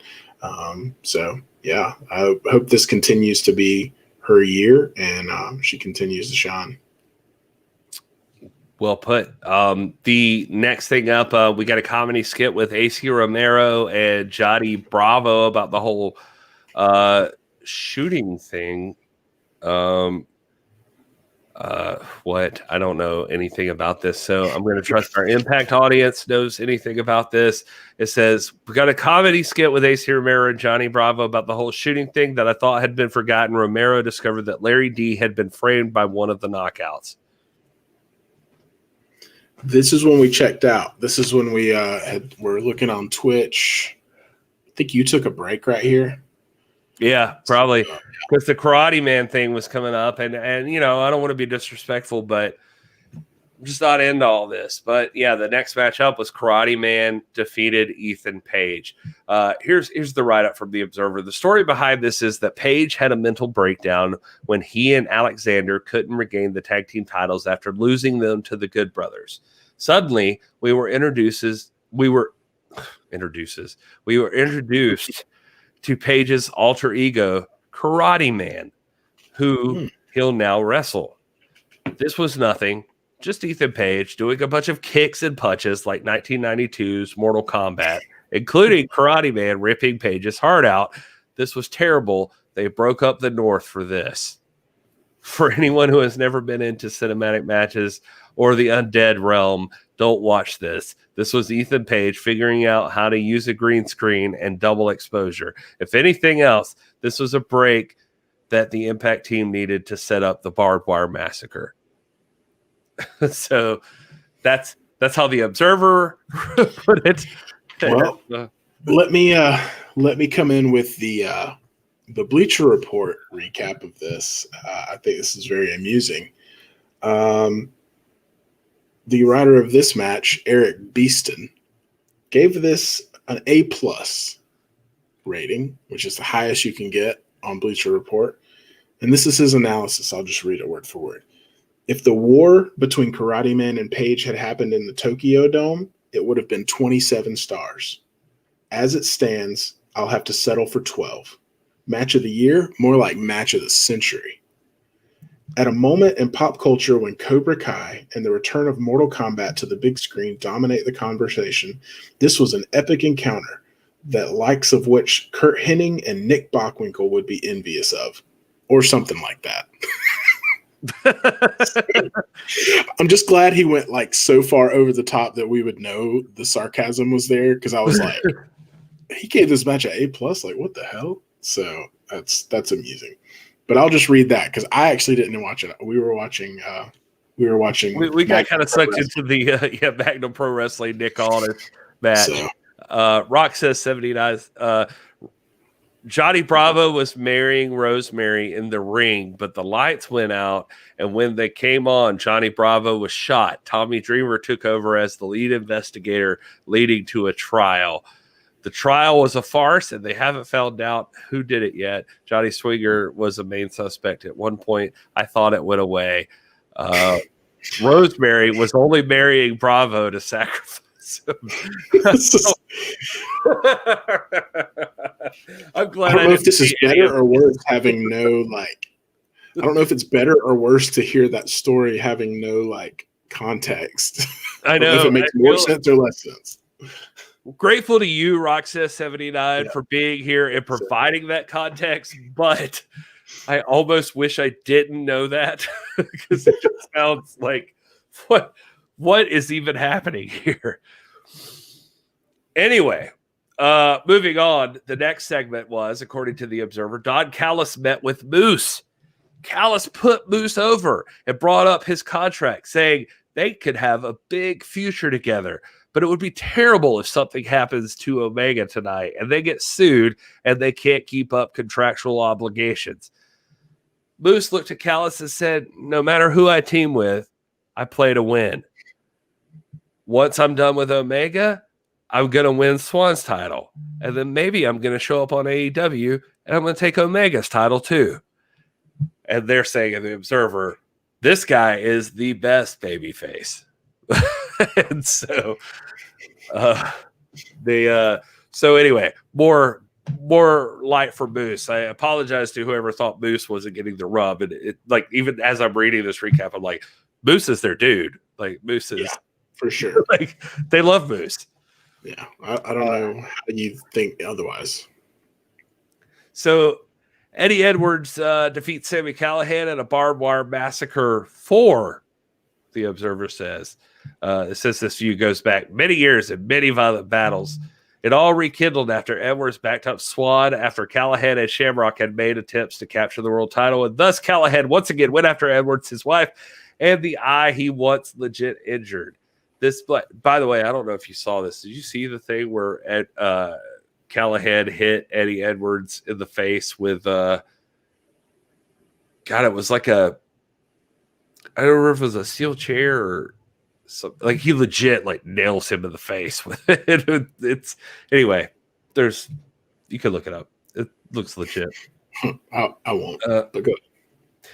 This blood feud has reached a level of intensity that not many feuds in Impact history have reached, and that is the famed barbed wire massacre. That's the famed barbed wire massacre. This being only the 4th installment of such a stipulation. The ring is surrounded by barbed wire weapons. One side of the ring has a cage wall wrapped in barbed wire, bringing us back to old CZW. Story of the match was that Edwards was wrestling angry and hot-headed, and that led him to reckless risks that the calmer Callihan would take advantage of. Edwards was playing in Callahan's sandbox, and if he wanted to win, had to either turn this into a wrestling match or go down to Callahan's level. This got bloody early. It was a couple of minutes that Edwards had wrapped up barbed wire around Callahan's forehead to cut him up. Edwards was busted open a couple of minutes later when he went for a top rope suicida, and Callihan caught him with a barbed wire board that he crashed through. The brawl continued with both men trading control, utilizing some of the weapons around the ring. Callihan used an N64 controller wrapped in barbed wire, while Edwards used a chair also wrapped in barbed wire. At one point, both men tried to make this a Taipei death match by wrapping their fists in barbed wire. There was a cool spot where Edwards and Callihan had their hands on each other's signature weapons, which they decided to trade before they went at it. A small glimpse of respect between the two. Towards the end, we got some big near falls, one where Callihan hit a pile driver from the second rope into a barbed wire board bed, We had a callback to the eye accident, but wrapped in barbed wire, only for Edwards to block it with a low blow, hit the BKP and the Emerald Flosion for the win. This was great, brutal, and bloody. After the match, Alicia came out to help Eddie to the back. So this person writing for the Observer loved it, Will, but I think you and I felt a little differently. Like it just felt like blood for blood's sake, and just cutting each other. Yeah, I mean, from what you just read, from what I've read here on Bleacher Report, we're missing two key components to really enjoy this match. Number one is liking the death match format, the over the top violence and barbed wire and weapons and blood and stuff like that. The second is the history between these two guys, because it sounds like they've got a pretty storied rivalry. So I think if we had one or both of those things, we probably would have enjoyed this match a lot better. But just to be honest, I don't have the context for the rivalry or a love for this kind of match. So I didn't love it. Definitely respect both the guys. You could tell that they're, tough dudes and great athletes, great wrestlers. But it just not really my cup of tea, to be honest. Yeah, I felt kind of the same way. Like I appreciate who Callahan and Eddie Edwards are, but they're just not. I don't know. I didn't have the backstory, I guess, that would supply me with any care for like why it mattered so much that these guys were just ripping each other to shreds. So the match to me was, it just was what it was. So the AEW World Champion Kenny Omega and the Impact Tag Team Champions, the Good Brothers, Karl Anderson and Don Gallows, defeated Impact World Champion Rich Swann, self-proclaimed TNA World Champion Moose, and Chris Sabin. My favorite part of all of that is the "and Chris Sabin." He's the only person with no title, no titles mentioned around his name. Yeah. This champion and this champion and this champion and these tag team champions and this champion and then Chris Sabin. He's accomplished. So his name alone means something, but he's a little out of place in that lineup. Yeah, just very weird. Anyway, I'll skip most of the Observers' introduction here, except that they said Moose looks like $1 million tonight.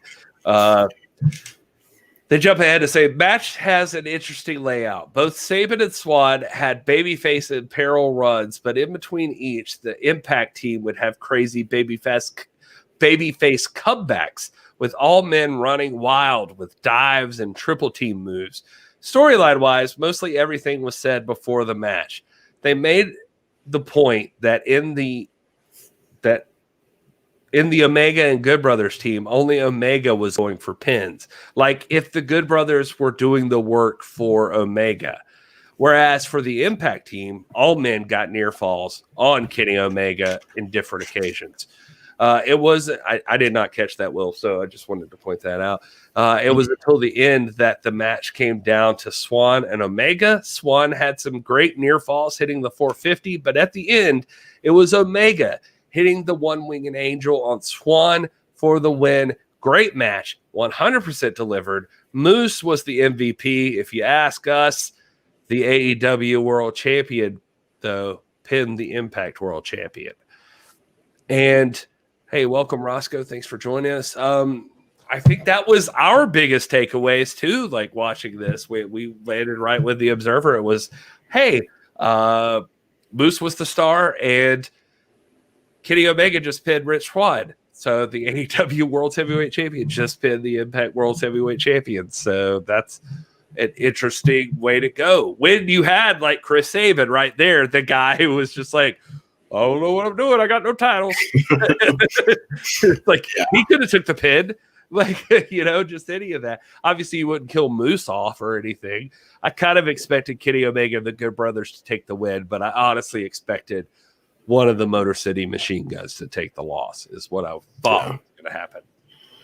Yeah, well, I mean, you covered it. That's the two big points coming out of that. I mean, we were watching the match and we were talking about the fact that hopefully they were going to put over Moose the way they should have. Because when you look at the six guys in that match and you're thinking in terms of we're getting some new eyeballs on the product, likely because Kenny Omega's here, you got to look at those six guys and think, who's going to make the biggest impact, no pun intended, and that would be Moose. I mean, he's towering over everyone else. He's on a different level in terms of just ability and what he's was doing in the ring. I think they accomplished that. So big thumbs up to Impact for that. Because you got to imagine if there's people like us who were watching it for possibly the first time, that left an impression on you. Like, who Moose is now if you watch that match, and you're going to be talking about him regardless of the finish. And then, other talking point is I do find it really, I mean, not necessarily concerning because I don't have like a huge opinion about Impact, so to speak, but I did find it peculiar that they had Kenny pin their champion, Rich Swann. So, there was other ways they could have done it. I don't know if that's going to play into like a direct story or, if that's something that Kenny's going to now use to tout and to gloat about, proving that he pinned the Impact champion, even though it was a 6-man match. But, I don't know. I guess we'll have to see like how they take that and spin it into something that makes sense. Otherwise, it just looks like, the visual that we have here is AEW's champion pinning Impact's champion and establishing dominance, so to speak. It's so weird to me, man, because like I sit back and I think about these things and like sometimes I always think it's like weird that companies can't work together. Because I'm like, you just make deals. Like you just work it out. Like we'll be fair with each other. And I get that the wrestling business can be super cringy and weird, like sometimes between people, but everybody's looking out for their own self-interest or whatever, that sort of thing. But there's a part of me that wants to look at it and be like, NWA can totally work something out with AEW. Like it's just, probably like everybody's got their like one like don't do this thing, which I imagine for like say it was NWA, probably that thing would be like Nick Aldis is not going down to anybody, like, and if it is, it has to be really discussed.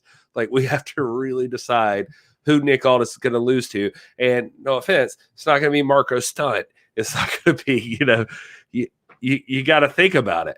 And so all of that to say, it's just weird. I don't know. It just that the first outing on a pay-per-view between the partnership here, like that Kenny Omega pins Rich Swann.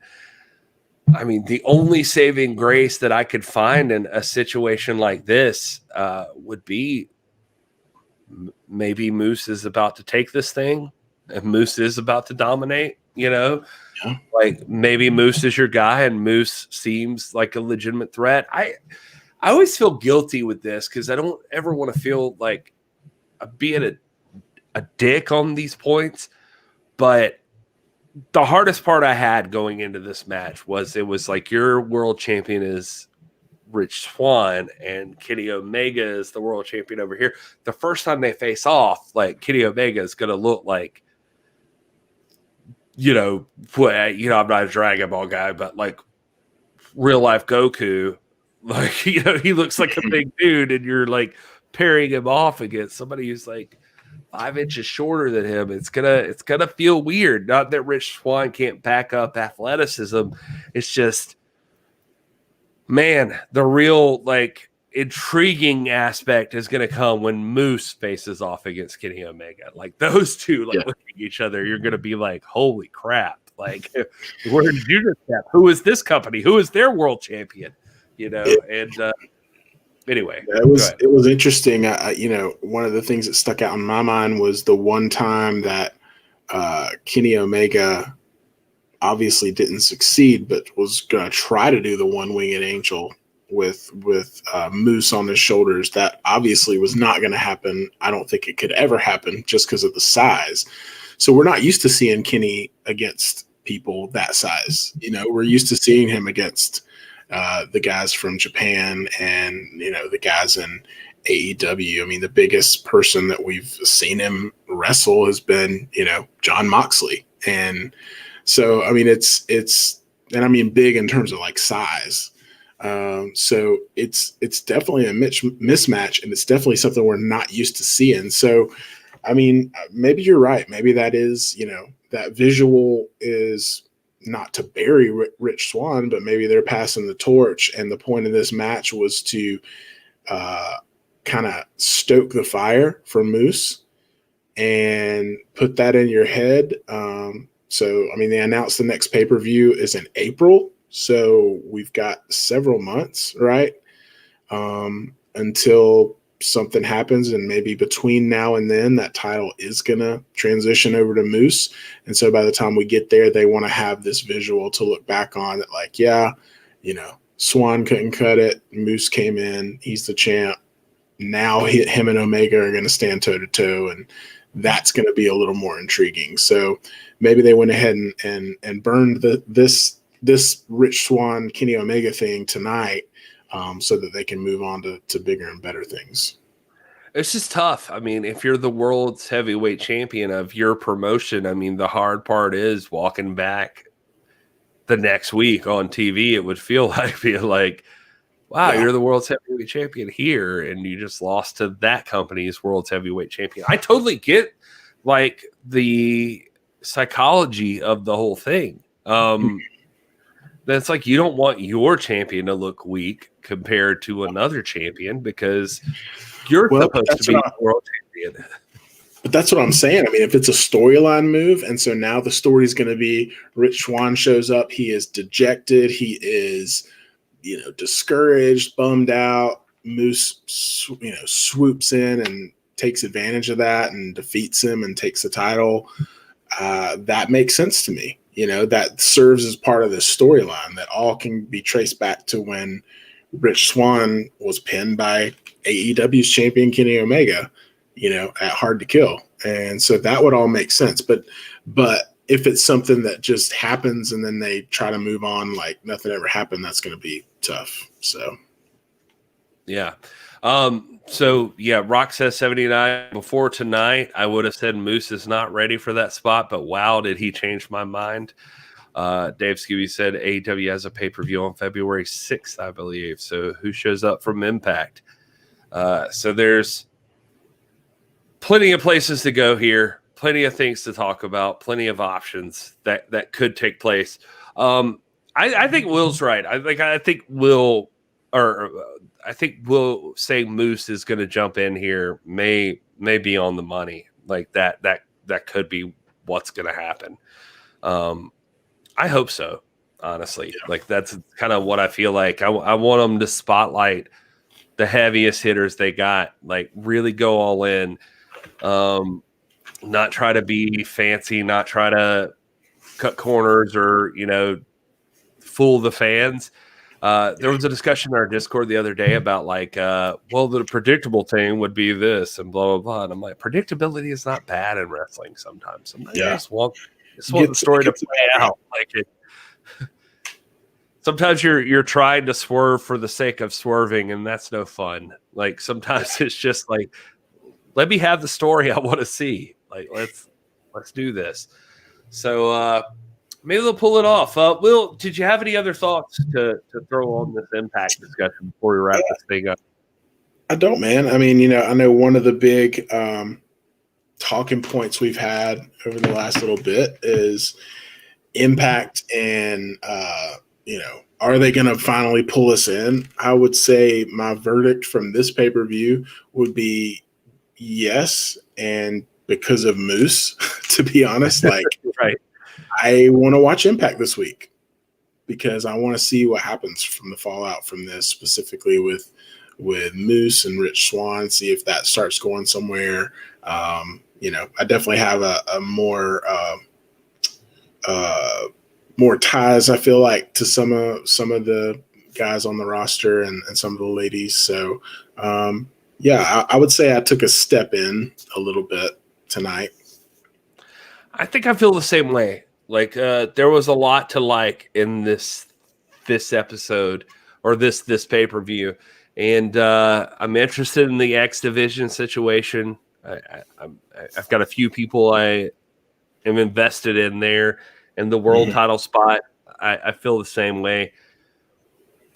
I think they got a lot of opportunity here with a lot of people, and I don't want to knock anybody, but like I could sit here and tell you that like I think between the Good Brothers and Moose and the Motor City Machine Guns and God, who else we see? Like I mean, well with Chris Bay and Manik and Rahit and like all those people, like there's Matt Cardona debuting. He seems like he's a perfect fit for Impact. Like just they've got some people. I think they've got some people that are intriguing. So they can try to piece this thing together. I have hopes for Impact. I hope they do well with it all. Yep.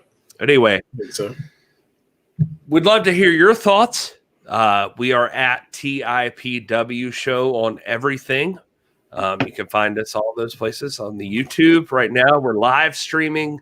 You can hit subscribe and make sure you if you hit the bell icon, it lets you know anytime we go live like we are right now. If you're listening to this later on the podcast format, we're just happy to have you. Tell your friends about us. Maybe consider going to iTunes and giving us a 5-star review, and just sharing it wherever you can, because it just all of that stuff helps the community grow. If you're not a part of our Discord, we feel strongly that we have the best, smartest fans of professional wrestling in the business today. And we'd love you to be a part of that, because we think the people that hang out with us are the best. And you can do that. You can just go to Twitter right now. You look at that pinned tweet right at the top. It's got a everlasting link that you can just click on and join the Discord. Or you just look at right here at This Is Gary Horn, at Hey It's Will, at This Is Dr. Stinson, who wasn't able to be here tonight. You can hit any one of us up. We'll get you in there. We'll get you in the Discord. It's a chat room. We got channels for every single promotion you can think of. There's there's channels for live stuff. There's channels for memes. There's channels for all of it. Whatever you want to talk about with pro wrestling, we moderate it and keep it professional. We keep it classy, classy, like with a bunch of dudes talking about wrestling. But I mean, as classy as it can get, we're not. We're just saying nobody's gonna be an asshole is the thing we look out for. And so come join us, hang out with us in our Discord, and tune in. We'll be back next Wednesday live, and hopefully getting some more stuff together for the podcast. So like I said, just share it with your friends. Tell people about us. We love you guys. Thank you so much for hanging out. Will, you have anything to add? Nope. Thanks, everyone. It was fun Saturday night hanging out with everyone. Thanks for sticking around for this Impact Hard to Kill recap. And until Wednesday, I guess, enjoy your gravy cake.